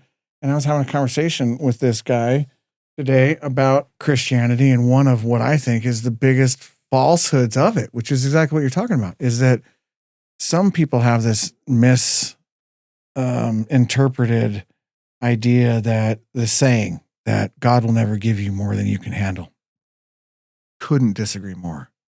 In fact, on a tangent and a side note, I'm always thankful for, when I look back at life, for the hardest times I've gone through, because of about what I'm going to say. But you learn that if God didn't give you more than you could handle, two things would happen. First, you would learn that life is about relying on yourself. And if you're in a Christian perspective, it's not. It's the opposite of that. It's relying on God, right? So how can you rely on God if he doesn't ever give you things that you can't handle? But from a more applicable life application perspective, despite anybody's religion, same second principle is that you would never grow if you weren't challenged past what you are capable of. A rubber band only goes this far until you start stretching it. It wasn't capable of going this far, you'll break it. But until you start stretching, all of a sudden you make freaking rubber band go like all the way out here. And we're not able to expand unless we are stretched beyond what we're capable of. So nowhere in the Bible does it say that God's going to never give you what you're capable of. I think they misinterpret it's like 1 Corinthians 10:13, which says God will never tempt you past what you're capable of, and he'll always give you an out. But really that just speaks to what I was talking about. That out is usually him. So it's, again, he will never tempt you past what you're capable of. So long as your eyes are focused on him, he'll give you the out if you can see it. And then it's not that hard. Quitting smoking was the easiest thing for me. I thought it was going to be terrible. Gave me the out. I can't tell you how much earlier I would have quit smoking cigarettes if I'd realized that whole reality and quit smoking. Like, it's so applicable in so many ways, but nowhere in the Bible is there a truth or a belief. And I think so many in society are wrong. It does harm when you spread those lies, because then people go around thinking, oh, well, God's not going to give me anything more than what I can't handle. Probably the opposite of that is true more than anything. And if you can learn that perspective is true, then you'll find the benefits in the bad things that happen. Gosh, I see so many of these coaches, gurus, and positivity numb-minded zombies that think that life is about trying to feel good and all of that. And I think that's the most satanic saying of it all. Do what thou wilt, right? Do what makes you feel good. So at the end of the day, I'm not saying we shouldn't be striving to feel good or positivity, be happy, all of that, but the learning comes in the hardship. So if you can embrace that, you learn to realize that we assign these positive and negative attributes to things that happen to us that are erroneous at the end of the day, because losing my job at Mercury was the best thing that ever happened to me. Mm-hmm. So I don't know. Now that I look back at it, I'm like, if I didn't get fired, I'd probably still be sitting there soul sucking my life to death for the golden handcuffs and wondering why at the end of the day, I had any purpose in life. Now I don't have to answer. I know the answer to that question. I don't have to ponder it. And it became through that fire and trial of losing a job the day after I signed on a home with children and in an expensive mountain town to be living in, and all the anxiety that I could have allowed to overcome me because of that. Yeah, I mean, I don't know. I don't enjoy going through tough times, but I've learned really to look at them differently and embrace them for what is meant to be learned through it. Because at the end of the day, how can anything hurt you if everything's a learning experience, both good or bad? Everything in life's a good time or a good story or a good way to learn something. And it's that story. Like, that's the story. I have a good story from a best learning. And some of those, I can name dozens of them that have been through times that were tough. So I don't know. I mean, I don't enjoy it. Today wasn't great, but at the end of the day, it didn't kill me. Look at me. I don't care. Sure. Yeah. And I don't know. I've learned to not dwell on them. I've dwelt on some of that. It just goes down it's like two kites that catch each other and then they end up and they both crash. You just dwell on it. It's learning to just cut loose. It just takes so much of your time. Like, it takes so much of your energy, I should say, more so than time, to dwell realistically on anything, especially a negative thing. You know, like if you just like start to quantify that time of, like, I was telling you kind of off air, we just dealt with some very personal stuff. And like, I just found myself like dwelling on it, being angry, starting to feel vindictive. Oh yeah, well, I'll fucking show you. That was where my brain was at. And I get down that road pretty easy. I already don't sleep for the day. And it's just like, so it's like, you're just like hitting all these things, these like triggers. And I just kind of woke up from it being like, oof, what? Like that just took so much of your time and energy to like try and like justify your position in this bad scenario. Yeah. And it was like, that's kind of why, you know, the episode that dropped today on the podcast, like I kind of had to come in and like, I didn't say anybody's name, but I aired some dirty things, and the people that were part of it, they'll know. Yeah. But it's not my place anymore to call anybody out or to make something public that doesn't need to be public. But I had to be like, you know, like, you took my energy. Yeah. That's something that I can't get back. You took my time. That's something I can't get back. Oh yeah. So it was like, I had to be like, cut, move on with my life. But obviously hindsight being what it is, it was like, why would you do that? But I'm going to learn from that hardship. Like, next time I find myself in that situation, you as well, it's like, you'll know it. You know, you might have named the demon. You'll be able to be like, I can remember it. Yeah. And because, you know, it felt like this last time. And you know that it's going to suck that energy from you. You know that it's going to suck that time that you're never getting back away from you. And if you can see it ahead of time, it's like, whew, all right, well, I don't need that. I'm going to walk away from this and keep focused on my stuff. And it's like, so that the dwelling on it's so bad. It makes you just feel like absolute garbage inside, mentally, like you're fatigued. And it's just, but yeah, like you say, sometimes the saving grace when you can pray all you want, but every once in a while it's a badass song that comes on that's it like, helps me whoa. snap out of a mood so quickly and easy. Yeah. I've used it so many times and helped gain a different perspective that puts me in the place that I need to be. And a lot of that kind of is relative, where even if it's bad music in terms of what's aesthetic or palatable, or if you can step aside and find the value in something like that, life is so much more beautiful. So I've learned I used to always say, oh, I'll listen to anything but country. Man, now some of my favorite, Chris Stapleton, I've learned to not limit things that I might not necessarily like, find the value in it, and then all of a sudden see it in a different way. And then you learn to love things that you never would have. And it's the same with people. It's the same with probably everything, politics. If you can learn to see that people don't come from political opposition with the intent to harm the other, they think that on the surface, it seems like that, but it's not that. It's really just their experiences and the logical conclusions they came to, or likely logical fallacies that they drew inappropriately because they didn't fully quantify it. So they're just they haven't really unpacked it all in their brain to really know what they really want. They just we all live so superficially, I think. Not all of us. I don't believe, but a lot of people do. And if you ask them one question deep about what they think on any given question, all of a sudden the person who asked the question is the aggressor and some kind of prick because he asked it. But it's really just saying, do you really believe what you believe? Because I know I've learned more, again, through the breakdown of what I thought I believed, what seems devastating and negative. And all of a sudden now I believe something totally different because I allowed someone's perspective to say that could be possible. Wait a minute. And then all of a sudden the whole other side of the world opens up. You don't see the whole world if we all just think in blinders.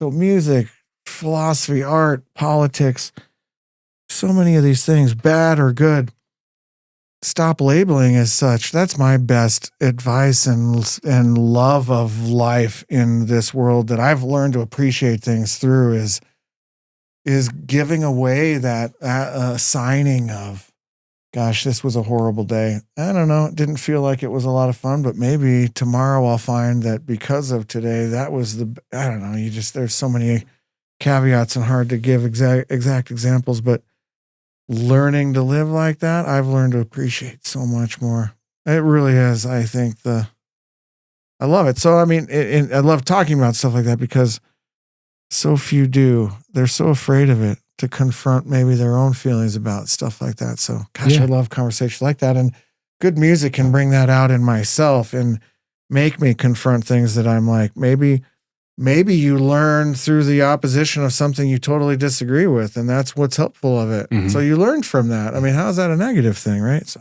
people just decide. It's hard though for people to, myself included, to if you have always believed this way or that way, right? It's hard for you internally to challenge your own beliefs, right? Mm-hmm. It doesn't even have to be religious. Yeah. You could have been brought up or in a certain way and been told X, Y, and Z, and that's just what you know to be the truth. And some of those things maybe have good values, but I think I've been recently, I don't know, kind of in my headspace about,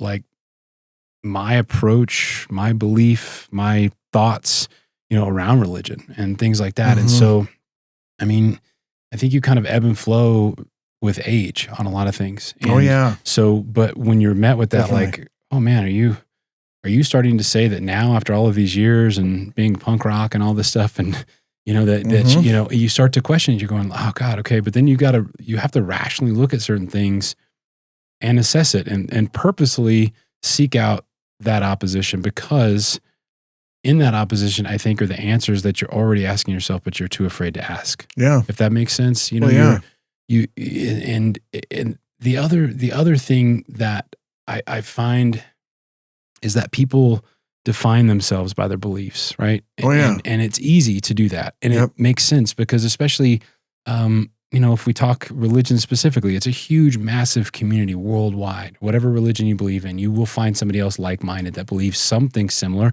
or the exact same that you are because you're snake handlers and all that stuff that you think is totally whack, but there's other people that are down with it. You'll find them. So if you start to go against that, we're so community-oriented as human beings that you almost feel like you're going against the common grain of that community you've been so long associated to. Well, yeah, it's tribal, very tribal. And so when you start to, you feel like you're a traitor. You feel like you're a traitor to the cause.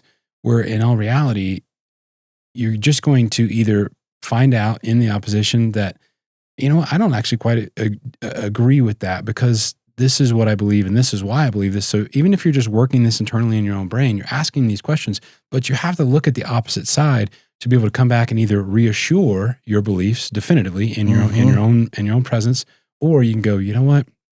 I'm sorry, just like in your case. Maybe what I had believed all these years is changing for a lot of reasons. You're not the same person you are when you're 18. Yep. And now I've got this and I've got that, and this actually makes sense in life. And I'm more open to it, and I'm willing to say I'm not trying to go against the grain of the common person in this community, but I am trying to better myself as a person within that community. Yeah, and that's the thing that people are very afraid of kind of doing. They feel like if they open up that can of worms, what's behind that curtain? Do I want to? I don't know. I'm pretty comfortable here believing what I've always believed, and my mom and dad and my grandma and my brothers and sisters, we all kind of believe the same thing. So we're all within this one little space where it feels pretty good, but I'm questioning it, right? And I think if you're questioning it, like, especially when it's religious based, right? Because I am questioning it actively right now. That's that's the poke you should listen to. Yeah, that's right. Yeah. If something in your brain is triggering you to say like, I don't know, I need more. If there's a sense of wonder. Then you're already starting to ask the questions. And don't be afraid of that. There could be a completely different light. Oh yeah. And so a whole new epiphany. And I mean, it's the best. That's the beauty of the world. And I think of it in the Pixar movie. Which one was it? It's where all the little people were the emotions. Oh yeah. And how her world fell apart. And all of that started crumbling. And when, her family world and all those, worlds started falling apart, how crazy and scary. So I think that's why people are afraid to overly question too much, because it gets too spatial. Then they have no grounding. They don't know where to go. But really, it's freedom. It's the ability to rebuild it and rebuild it in what you truly know. But you have to actually do that Shakespearean be or not to be. You actually have to try those things on and live them out to see what you really believe. And I really don't think people do that very much anymore. They're scared. They're too scared and too busy and too distracted and too much that they can't focus on one thing to know what the important things they should be focusing on anymore, because it's all over the place. And we're told and sold, especially in the news media, what we should be caring about, and it's all marketing, but yet we're completely blind to it. Even when we're aware of it, it's effective. It's effective. Well, and it's led itself, oddly enough, I was going to kind of wait to talk about this on a solo cast, but it's kind of led itself to a kind of a huge broad stroke of self-censorship. And I was talking to a friend the other day, kind of, as you were saying, like, oh man, like he's taking a break, and like, yeah, it was guest related. I couldn't get some guests on and some things like that, but I kind of just needed to step away from it for a second. I had some moments where I purposely self-censored and kept some people's names out of some things. And it was like, yeah, that's just respect for a person in the public. Like I'm not on here to try and destroy somebody. Yeah. But then I started talking to a really good friend of mine, and I'm like, man, this kind of happened. And I felt bad. I felt dishonest to the listeners. And, when I was telling him like the struggles, like, it's a little hard to get guests on. And when some guests come on, I feel like they're really like guarded, you know, and it is my job as a host to kind of get through that, not in a pokey proddy way, but I want it to be like organic and move through that. Yeah. But he's like, look, here's the deal, man. People know about podcasts. And as much of a following as you don't have, or you don't think you have, he's like, look at the reels that you do have on your page that have 25,000 views. Okay. Yep. Everybody was happy about that. But what if it's negative? Right. And people online find that person and they blow their lives up. He's like, it doesn't matter. You don't have to be anybody famous. He's like, you could be a nobody and have your life literally destroyed because of the world that we live in. And so he's like, yeah, people are self-censoring, you know, and I found myself doing it where my whole desire for this podcast is to just be real with people, 100% real. And I found myself not saying certain things or saying them in a way that was like, this is a safe way to say it. Yep. You know? And for lack of better terms, I fucking hate that. Oh, I do too. I don't like when I have to censor myself. Yeah. And I don't like when a guest has to feel like they have to censor themselves, because we're just having a conversation. Sure, people might see this down the road, but I'm like, why are we so afraid to say some things that we think may or may not harm us? That's what I love comedy. That's why I love comedy so much. That's one of my favorite things too, is appreciating good comedy. And honestly, and it goes back to the same conversation. Like I think we should be willing to allow, we've gotten to a point where we're trying to shut down comedians for saying things that they think are offensive. But what they don't realize is the comedy that is offensive is intentional to get laughs and to be satirical, to highlight a real thing. It's not funny if it isn't real, you know? So there's always even when people joke about each other, you know, when they say, there's always that, you know, there's a little bit of truth to every joke. So if someone's like, oh, how's your day? And they joke about something. Oh, I don't know, living the dream. Or like I joked with you about putting on glitter. There might be some actual truth behind some of that. I shouldn't admit. No, anyway, but you know what I'm saying? Like there's a little truth that, so guys like Anthony Jeselnik or some of these dark comedians that slay it with the inappropriate timing, usually of jokes, not necessarily just intentionally incendiary jokes or inappropriate, but it's usually the timing of it. You know, Boston bomber jokes the day of, that kind of thing. But, you know, for me, it's cathartic. And it's like, if you can just learn to, I guess I would call it the absolute value of life, and to not judge and to see that there's two realities. I always said this when I was a young little romancer to ladies as a somewhat of a pickup line, but honestly, it wasn't. It really was true, but it was effective. But there's something beautiful about everybody. You just have to find it. And I think the same is true. There's something hysterically funny.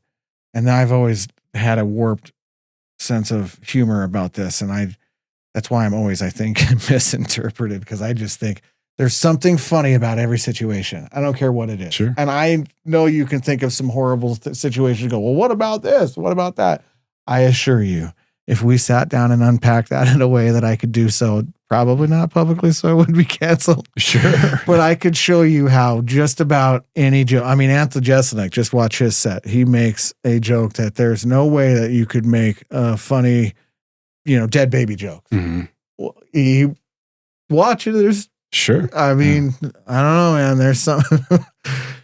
So if you can look and see that there's something that you can learn from and something beautiful about every person, despite how crazy and ugly they are. And again, yeah, you do have to confront some demons in order to really take that all the way down and believe it. But honestly, granting eminent value to people enough to get to a point where you can see through the matrix, I guess I would call that kind of thing. Boy, I've really been focusing on that lately, and it's hard to do in the moment when I'm living in the heat of something, but in 3 days after something happens, even if it was a horrible situation that I've had with a person recently, right? You know, one of them. I swear to you, 48 hours later, I couldn't care one bit about what I cared excessively about at the time. I was focused on this minor detail, whatever, a pride issue, usually an ego thing, financial thing, even in one case, and you can step away from it and look back and go, actually, I don't really even care now. And why did I care so much? And that person's just trying to do the same thing we're all doing, is get by, and we're all just trying to get by. And even despite the ugliness of that, if I can't confront my own ugliness, I can't confront theirs. And we all have it and we're all part of the same thing. So then all of a sudden you start to realize, man, I don't know. Like, can you really hurt me if I'm not allow it to? Yeah. I mean, you can't hurt me as long as I don't assign any negative value to no matter what you're doing. And again, we could go down the road with some pretty dark past, but I could show in those examples that, you know, my mother had a child prior to wedlock in a very conservative 60s Christian home. Probably was the craziest thing ever, but now I have a sister. So how is that an ugly thing, right? I mean, how can you assign a negative connotation to that experience despite the negativity of its origination? It's all positive. Yeah. I mean, you know, I guess when I see that in some cases, as things are happening, the more I train myself to kind of think that way, the more I realize, gosh, even when bad things can happen, I don't know. I mean, I don't know. Some good that can come out of it. I mean, I know there's some tough calls on that, but I've heard people argue that out. And again, I think I mentioned this book before. I think it's one of the ones that has one of the most profound impact on me from a psychological standpoint on that side is that Byron Katie's book about loving what is. Because you learn to just really see things logically, like, can you really know, like, someone tried to harm you? And can you really know that that is true about what their intentions were? Because that's that other person. So despite what you think you know, you really, at the end of the day, don't know the truth behind all of that. I mean, gosh, somebody could steal from your store, and you know, there's so many examples. I don't want to go down one because then someone will pin me to a crazy example, but I don't know. You just, I like the absolute value way to look at it, because it's just then anything can end up being a good thing. Like I can find a it's not about forcing fake positivity. I can't stand people like that because it's masking. And just like any disease, you don't want to mask it with drugs. Attack the source of it and you don't have to take the drugs, right? So it's not a false positivity thing, but it is truly looking at everything and saying there's something amazingly beautiful and something I can learn from all of this, even if it's a good lesson the hard way, like maybe I shouldn't be drinking like that anymore. Learn that lesson through the years. And I know you talked about waking up one day and having a conversation with your wife and just saying, I think I'm done with booze, and trying it out for a while. And you know what? Oh man, do I love not drinking and all of the benefits that outweigh any potential. And it, you know, I didn't like cold turkey, I'm going to quit and never drink again. I pretty much am that way now, but because of the times that I did drink, it was like when I quit smoking cigarettes. I quit. I never thought I was going to be able to quit smoking. I truly enjoyed them, which is weird, but I did. I loved it. And I quit and came back and quit and came back a few times, but it wasn't until I quit for a 3-month period of time and long enough. And then I had one cigarette, and then I realized how gross that one cigarette made me feel. And that was the one that made me quit forever. And I haven't had one since. So same with alcohol. Like I can quit and come back or just kind of casually drink and it's not a big deal, but boy, you go long enough and then you have one night where you have 3 or 4 whiskeys or beers or something like that, and you wake up and go, it wasn't that fun. Didn't even catch a buzz. Now I just feel like total ass. Yeah. And it wasn't worth it. And you know what? I probably never drink again. Why even bother? Yeah. I have so many stories that you correlate with you when you wake up with that one you were talking about, waking up and not knowing, do you have to apologize for someone? Boy, do I not miss that. Oh God. I've had nights like that. The anxiety that comes along with that, and which was crazy that's nights. What's crazy. I mean, and I don't want to harp on it because obviously the episode aired, but you know that morning I woke up, like we went to our first sit down comedy show. I mean, obviously I follow so many comedians, but I never had the opportunity to go to an actual show, and it was awesome. It was intimate. It was very akin to podcasting. You know, it was just like right there. Everybody's quiet, everybody's respectful. And we had such a great night, my wife and I. It was spectacular. And I woke up and probably should have been more hungover than I was. But I was of the right mind to be like, you know what? We need to close this out on a really good night. Like, I just don't want to do this anymore. Yeah. And but all the other times in the past, it was always, you know, I'm going to quit drinking because I fucked up. I did something so stupid, or I just never lasts then that way. Or just not remembering the night. I used to hate that feeling. Oh, yeah. And that's exactly where that feeling comes from. I may or may not have gotten out of control. It probably nothing even happened. It's just that I wake up and go, first thought is, oh, do I have to, I don't have full recollection. Do I need to write any letters of apology today? Do I need to be embarrassed about something? Is there a video that I forgot about? Yeah. And, just not remembering, gosh. And it seemed like the older I got, despite not drinking that much, gosh, I mean, you'd have to be partying pretty hard to black out. But, it's like the last couple of years as inevitably we all age. There's no stopping. It's the alternative. But, as you get older, it's like, it's not worth it. And I don't find any reason to continue to do so. And now my anxiety level is I used to get anxiety for the dumbest reasons. Sometimes I'd be able to drive over Red Mountain Pass, no big deal. Sometimes I'd just be sickened with anxiety and terrified. And I don't have those peaks and valleys anymore at all. Yeah. That's gone. So for me, and I hate anxiety. It's one of the worst feelings ever.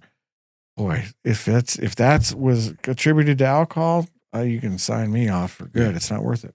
The one thing, and I think this is just my addictive personality. I do want to kind of publicly put this out there. Is like I do have that. I don't know that I was addicted to alcohol because I never burned bridges. I never, lost jobs. I was highly productive. If I was an alcoholic, I was a highly productive. Yeah, I always was too. I never didn't go to work because I drank all day. I never got up and drank. Yeah, but it was like when I stopped drinking.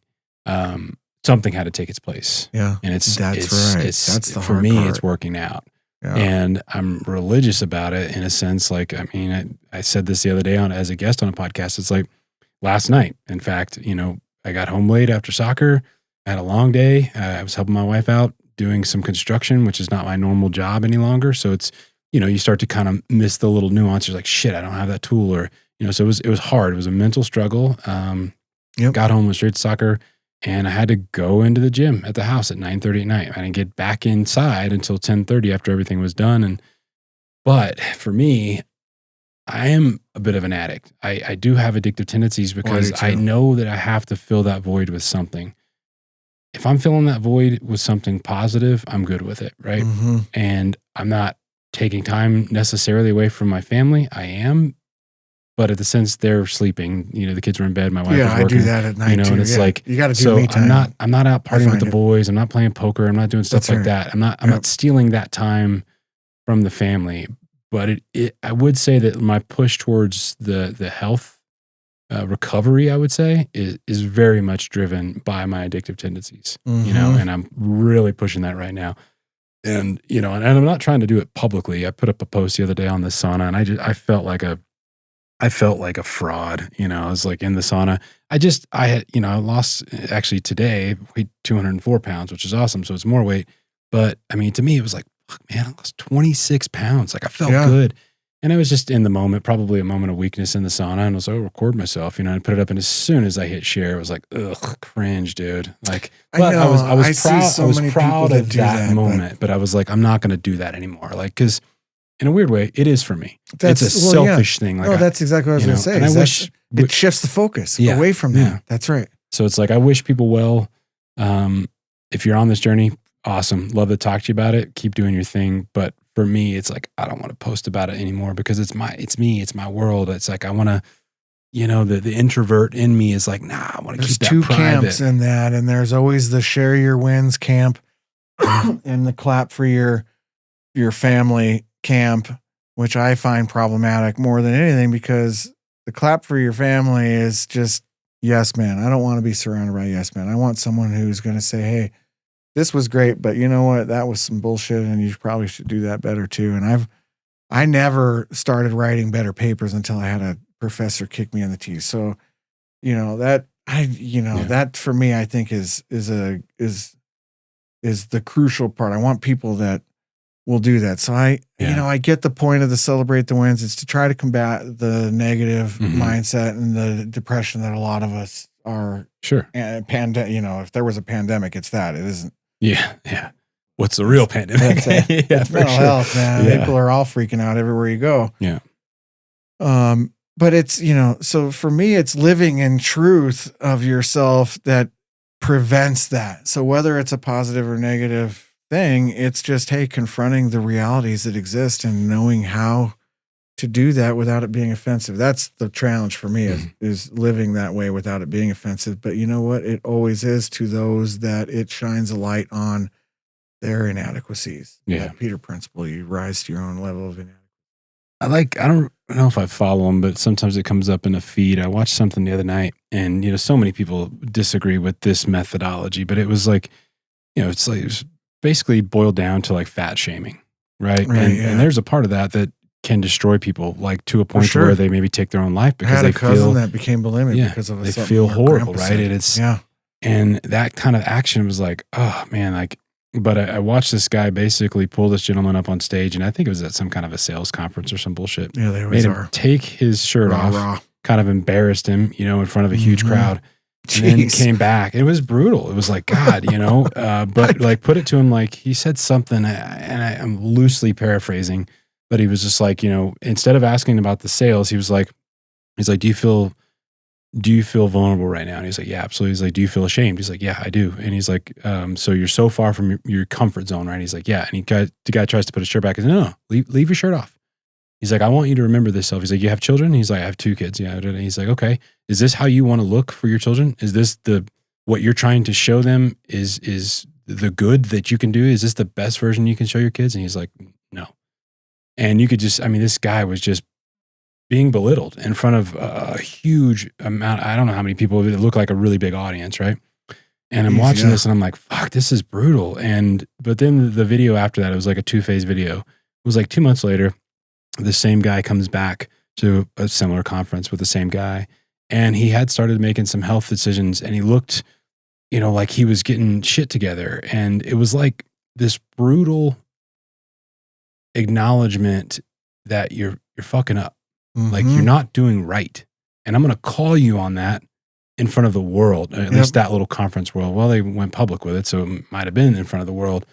And it was like, man, that's so hard and a lot of people don't have the grit to take a blow like that and bounce back and be positive.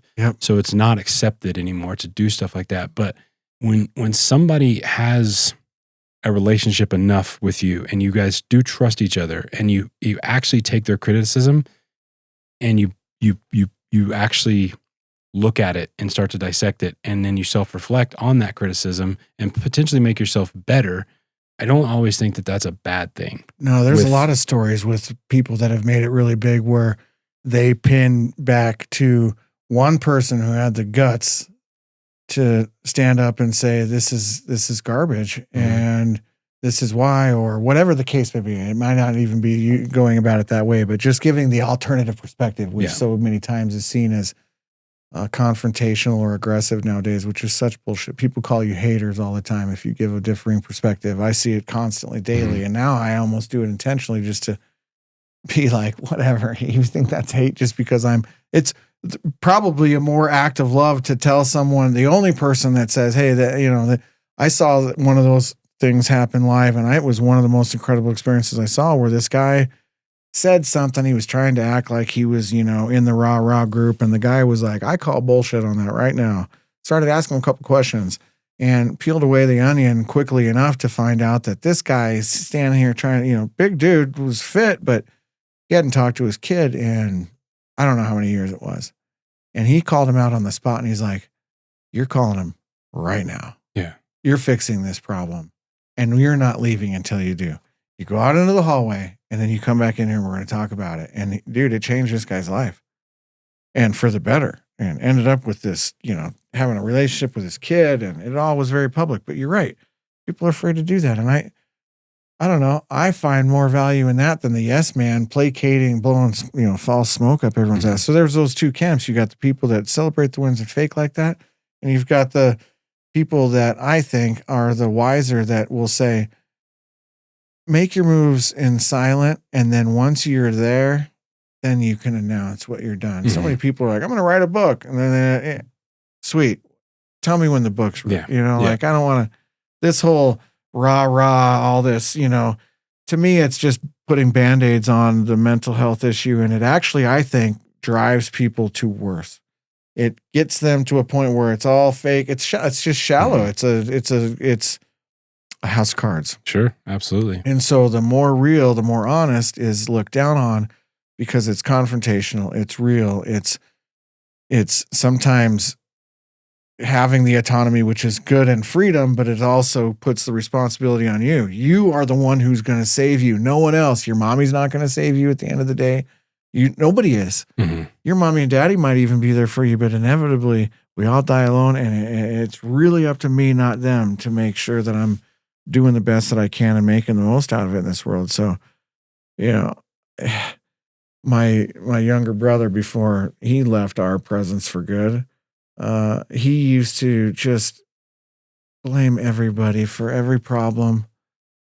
Never took responsibility, never had a good job, always wanted everyone to take care of it. Whenever there was an issue, it was always someone else's deal. And it's like, that's what the world is honoring today, kind of.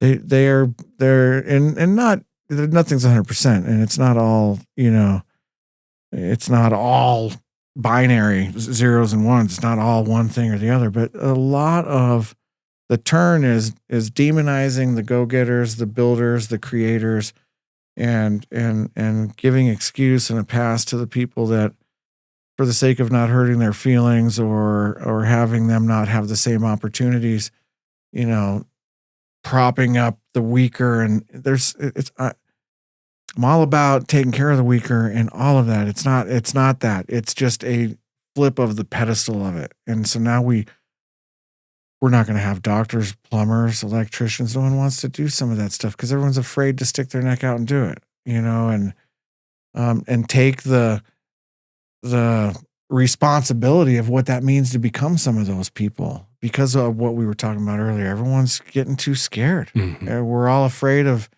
saying maybe potentially political offensive thing because it slants one way or another, just because you're really just saying, hey, it's about autonomy. That's actually a good thing, but oh boy, can that be a political thing? I don't know why. Yeah. Who politicized that kind of mentality and for what reason? I don't know. Some of that just gets really crazy, but I think I wish we all could talk about it more and not be offended. I always hate that saying that, don't you know that you shouldn't talk about religion or politics, and yet the two most screwed up things in our world is religion and politics, and you wonder why. You've seen my when I send out a Calendly link, right? Hey, there's the questionnaire. I would say better than 60-70% of the guests most when often they want to talk about this, but the last two things. Really would not like to talk about religion. Really would not like to talk about politics. Isn't that funny? Like, okay, cool. I'm not going to push somebody to talk about it, but I'm like, why are we afraid to? I mean, you're afraid to. You make a stance in private, right? Yeah. But you don't want to talk about. I get it, cool. But it's weird. You said something that struck for a second there, and I want to just go back to it. It was you were not trying to downplay it, but you said you're all about supporting the little people, but it's kind of flipped itself on its ear. So the entire system was, obviously originally designed to temporarily help out a little person, let's just say, right? A person at a moment of weakness, I would say. But it's not to be a permanent Band-Aid. That's right. A lifelong Band-Aid, right? And Exactly. the same thing happens, in life when it's like when you feel belittled or when you feel like you're less than, and all of a sudden, yes, we're swinging that 180 degrees and we're saying, okay, it's okay to be this. And rightfully so. Yeah. It shouldn't have a negative connotation. Yeah. But when society starts to forget that it's okay, and it actually might even be more worthwhile to work hard, to perform physical labor, to be a plumber, to be an electrician, to be, a backhoe operator, to be a framer, there's actual benefits to physically working because you get the fruit of your labors at the end of the day. Yes, it's money, and we can talk about that for 1,000 hours, but you are right. There's almost glorification in the flip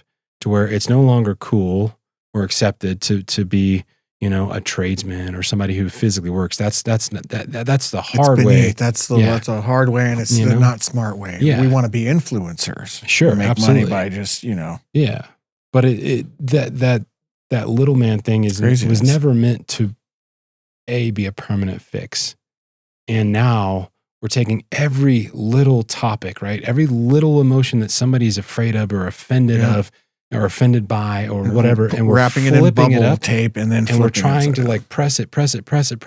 Like, it's okay. Actually, you know what? This is what the new norm is. This is supposed to be acceptable. And God damn it, if you don't like it, we are going to destroy your life. That's and you right. can't say anything about it. And it's That's right. It is happening. Well, I wholeheartedly disagree with a lot of that stuff. And so now, me as a person, I could maybe talk about it in private. Yep. But I can't say anything about it in public. God forbid I say something or I make a comment, or I just even have a guest that has confirmed actual knowledge or is living that lifestyle come onto the podcast, and we talk about it openly because they're comfortable talking. People get offended by that. Mm-hmm. And it's like the same group is attacking the same exact group, because now all of a sudden it's like these groups that had to be in private for years and years and years. It's like, how dare you talk publicly about our experience? And it's like, well, I'm not saying that I'm involved with that group or that I even have any knowledge. Like, I just want to ask the questions because I'm curious as a human being. Why does one believe this, or why does one believe that, or why do you act this way? Like I said before, there's probably a logical reason you think the opposite to me. I'd like to know it, because I might learn more about my position just in juxtaposition of yours. It still benefits. But you can't anymore, like society, especially like online, the social circles, you're not allowed. You're not allowed to have that conversation. Yep. I shouldn't say that you're not allowed. You can have that conversation, but I would say better than 50% will disagree with on just the case scenario of just disagreeing to disagree. Just because of it. Yeah. They're not trying to hear what you have to say. They're not trying to hear the guest that you're talking to. They're not trying to hear the conversation. I think a lot of it comes from the fact of fear.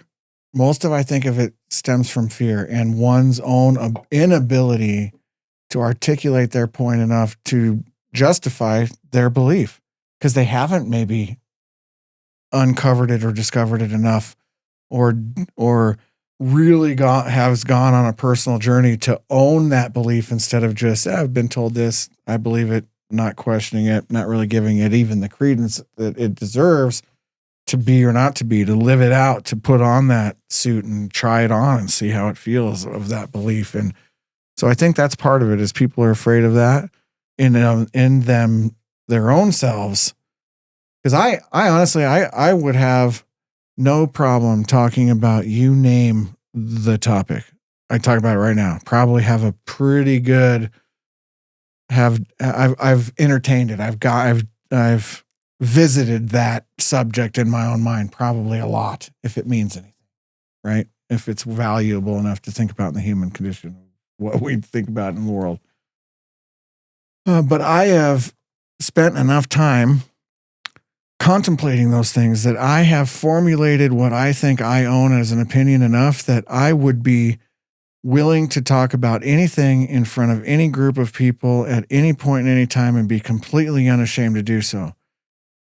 Will I be misunderstood and misrepresented by a lot of people, and there could be backlash? Sure. But I honestly don't care about those people. If they haven't taken enough time to either get to know me personally or unpack that conversation or sit down and discuss it in a way in which the goal is to seek to understand instead of the intent to persuade, which I love that comparison more than many that I talk about, because it's so archaic. We don't understand that mode of communicating with the intent to persuade. So many salespeople think like that's the way to salespeople. I can engineer your consent. No, the best salesmen on earth aren't the engineers of consent, the boiler room kind of sales dicks. It's the people that can get to understand you, learn you, and understand your needs to be able to, if I have the solution, match that and meet you with it. If I don't have the solution, great, we've uncovered it. Now I'm moving on to the next prospect. I don't have time. I don't have anything to help you. And I'm not going to try to waste my time just to sell you this product that you may or may not need just because I can. That persuasion, it's not just about sales, but that is the mode. Sure. Our method of conversation, it comes from Aristotle. You know how freaking long ago Aristotle was on this earth? And that is still the mode of communication that dominates any other. In every context, in every situation, people sit down with the intent to hump their leg through subjugating them with how smart I am and now you adopting it. And yet it's so funny because how often do you think people actually do adopt that opinion that I'm trying so hard to persuade you? It happens. Might happen more than you realize, but you think really isn't the point. It shouldn't be. You think it they shouldn't just happen. Give in at the time to move on? Well, maybe. Yeah. I mean, just as a like, okay, cool. Yeah. Move on that with whole my life. agree to disagree, or I'll just, especially children that you're rearing, like they'll just, yep, I agree. And then they might even actually agree, but they never owned it. So it's just being told to. Now they've been subjugated. Sure. They're a slave to that belief and have no autonomy of it and didn't even care enough to fight to break the chains, to have the freedom that comes from that autonomy of knowing and believing and owning what you believe, which is so important. So many few do it. And I know that so few do it because all you have to do is ask them a question one layer deep about whatever they are got such a big, thing about, and see how quickly it unravels to a point where they call it Godwin's law. Any online conversation, if given a long enough time, will devolve eventually a 1-to-1 ratio into somebody comparing the other person to either Nazi or Hitler. So essentially, it's an actual online law. It's one of my favorite nerdy things, Godwin's law. But at the end of the day, that's maybe less about the analogy and more about what it really is saying is that given a conversation long enough in today's setting, eventually it's going to go into a personal attack, an ad hominem. It's going to end up not being about the point any longer at all because if someone has met a wall, they feel frustrated because they're not capable of their goal, which is to persuade you to believe like them. And so now it's just a F you and let's piss for distance. And now you got an ugly face and you're an asshole and, it's stuff that doesn't even matter. Angry face emojis. And all of that. So it's like, again, back to the music, if you can look at a band like I don't know why I am bringing up the Moist Boys. It's so stupid. If you can look with a Z. I got to look. If you can listen to the Moist Boys and find a song that you're like, wow, I get what they're all about. And although not my favorite cup of tea, but that I get it. Anyway, if you can just see that people have imminent value, what they're doing is their gig. I don't have to like or love their opinion or belief. That shouldn't be the point. Yeah. It should be, if anything, to see the beauty in yours. And honestly, like my perspective never gets clearer than when in juxtaposition of what it isn't. You can define something so much better by defining what it isn't. If you want to get a sales award, start eliminating what you don't want instead of focusing so much, all right, what do we want? Might not exist. How about what you don't want?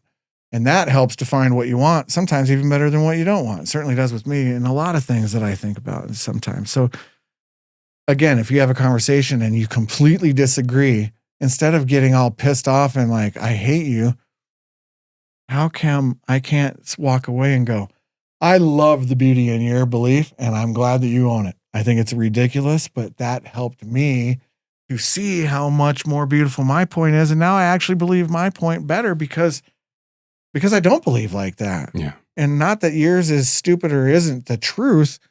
And I'm not advocating for your truth kind of people. I'm just saying, like, I don't care. Yeah.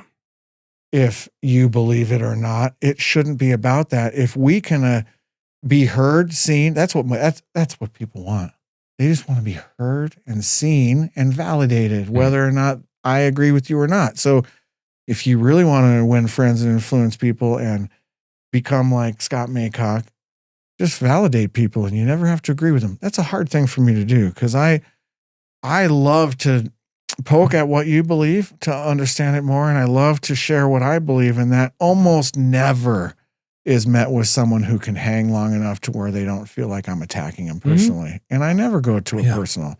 I can name the amount of people in my lifetime that I've had valuable conversations with that don't go to that, and you're one of them. And, and I honestly, there's less than 4 more. Ben Clement, my good buddy, hope you listen to this. He's one of them. He's another guy that, like I said, I think I mentioned him. He's randomly at 2 a.m. will be like, dude, you got to check this out. And it's always so rad. He's on top. I love guys like that. There's guys and gals. There's a few people. There's another. Anyway, I name a couple people, but that's the marrow of life right there, is getting into that kind of stuff. That you know something about someone, you want to share that great podcast, that super killer lyric or whatever it is. Cause I don't know, man. I mean, it sure beats sitting around focusing on what I do for a living all day as if that's what I'm going to care about when I die. Yeah. Yeah. Now I know I have to do it, and it is a focus. And again, I will do it better than anybody, or as good as I can. Sure. Yeah. But boy, that's why I can do that and grind and work late. It's been busy. I'm out of my mind. The last 2 months, it's been ridiculously crazy, and that's awesome. But I can do that because I do spend the time to love and find passion in some of those things. I do feel terrible for people that don't have that. I know we talked about a few people like me. I know people that they just don't have. They just get up, they do their thing. I don't know. I mean, maybe they're just struggling to just hang on or something, but I don't know. I don't know what it is, but I couldn't not. I mean, cars, gosh, I have a lot of passions like that. I wish I had tons of money, because I would have an extravagant, I would have, I see a lot of rich people's homes, and there's only one that I can think of that I've seen recently that is over the top, and it was sexy. I posted a bunch of pictures of it on my Facebook, but, I would have a ridiculous. I mean, I would spend my money in flamboyant ways. You should see my Halloween setup right now. Stuff's not cheap anymore. It's stupid. I get a little pig hawk on a rope, and it's $25. Like, what the? But yeah, I'm over the. You got to kind of. Oh, so dude, you should see my house. It's over the top. Well, Cody, man, I appreciate you coming on, man. For sure, it's always good. I appreciate it anytime. I really do. Because there's honestly a handful of people that I get to honestly share like a weird love of music, and I know that people probably hear this and they're like, it's just music. I'm like, yeah, but they just don't see it. Yeah, they just don't get it. For so long, I hid. People say like, there's no way that you're an introvert. But like, no, I think I've always been an introvert, but I just met that anxiety in a lot of different ways. And part of that was getting on a microphone and singing in front of people, and I still play music with the same guys for almost 25 years. Yeah, it's true. People do have, and it's like you build this weird brotherhood, but your love for music gets so ingrained in every aspect of your life when you do that. And so I'm removed from that anymore. We don't tour. We don't play on a regular basis. We maybe see each other once, twice a year. And so for me, it's like thumbing through the old files, like the new songs sometimes, but like some of the old things, like they just take me back. And like when I get the opportunity to like come across something that's new and I can share it with somebody that I know is genuinely going to, maybe I don't listen to it right this second, but I'm going to go back and I'm going to digest it just to be like, where's the headspace? Or hopefully my biggest hope is like, boom, it just like affected your day in a weird, better way. Yep. And it could just be like a tweak of the brain. It could be like, this pumped me up. I love it. I don't get to share that with a lot of people, and it happens to me so often. And the level of the visceral nature of it, the level of how profound it affects me is otherworldly. And I wish when I try to share some of those songs, I wish so much. It's like a scent. I wish you could transfer a scent to somebody. But it's that feel.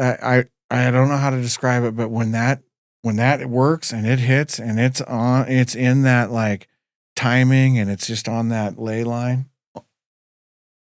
There's nothing that I've experienced that even comes close for me in this world. And music is just so, I know a lot of people don't get it. I've been caught so many times by people like jamming in my car or just, sitting with my headphones on at home, somewhere, and then they walk in on me and I don't know they're there and they watch me and I feel like a total idiot. But I'm so in the zone and so I couldn't care less what I look like, or I know it's absurd, or I'll be in there, air drumming and thinking that I'm hitting it just perfectly, even though I'm probably not. I look like a tool.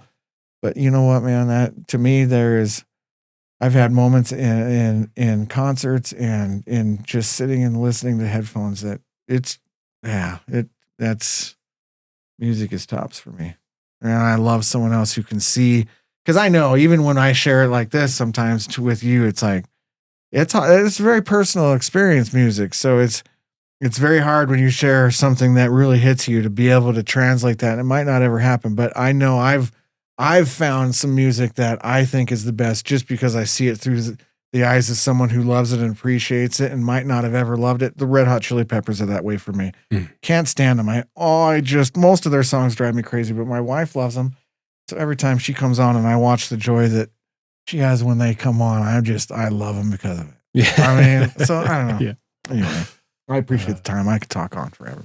But. Oh yeah, brother. Thank you so much for coming on. Absolutely. It's always good. Anytime. Have you ever felt? Are you listening? Damn.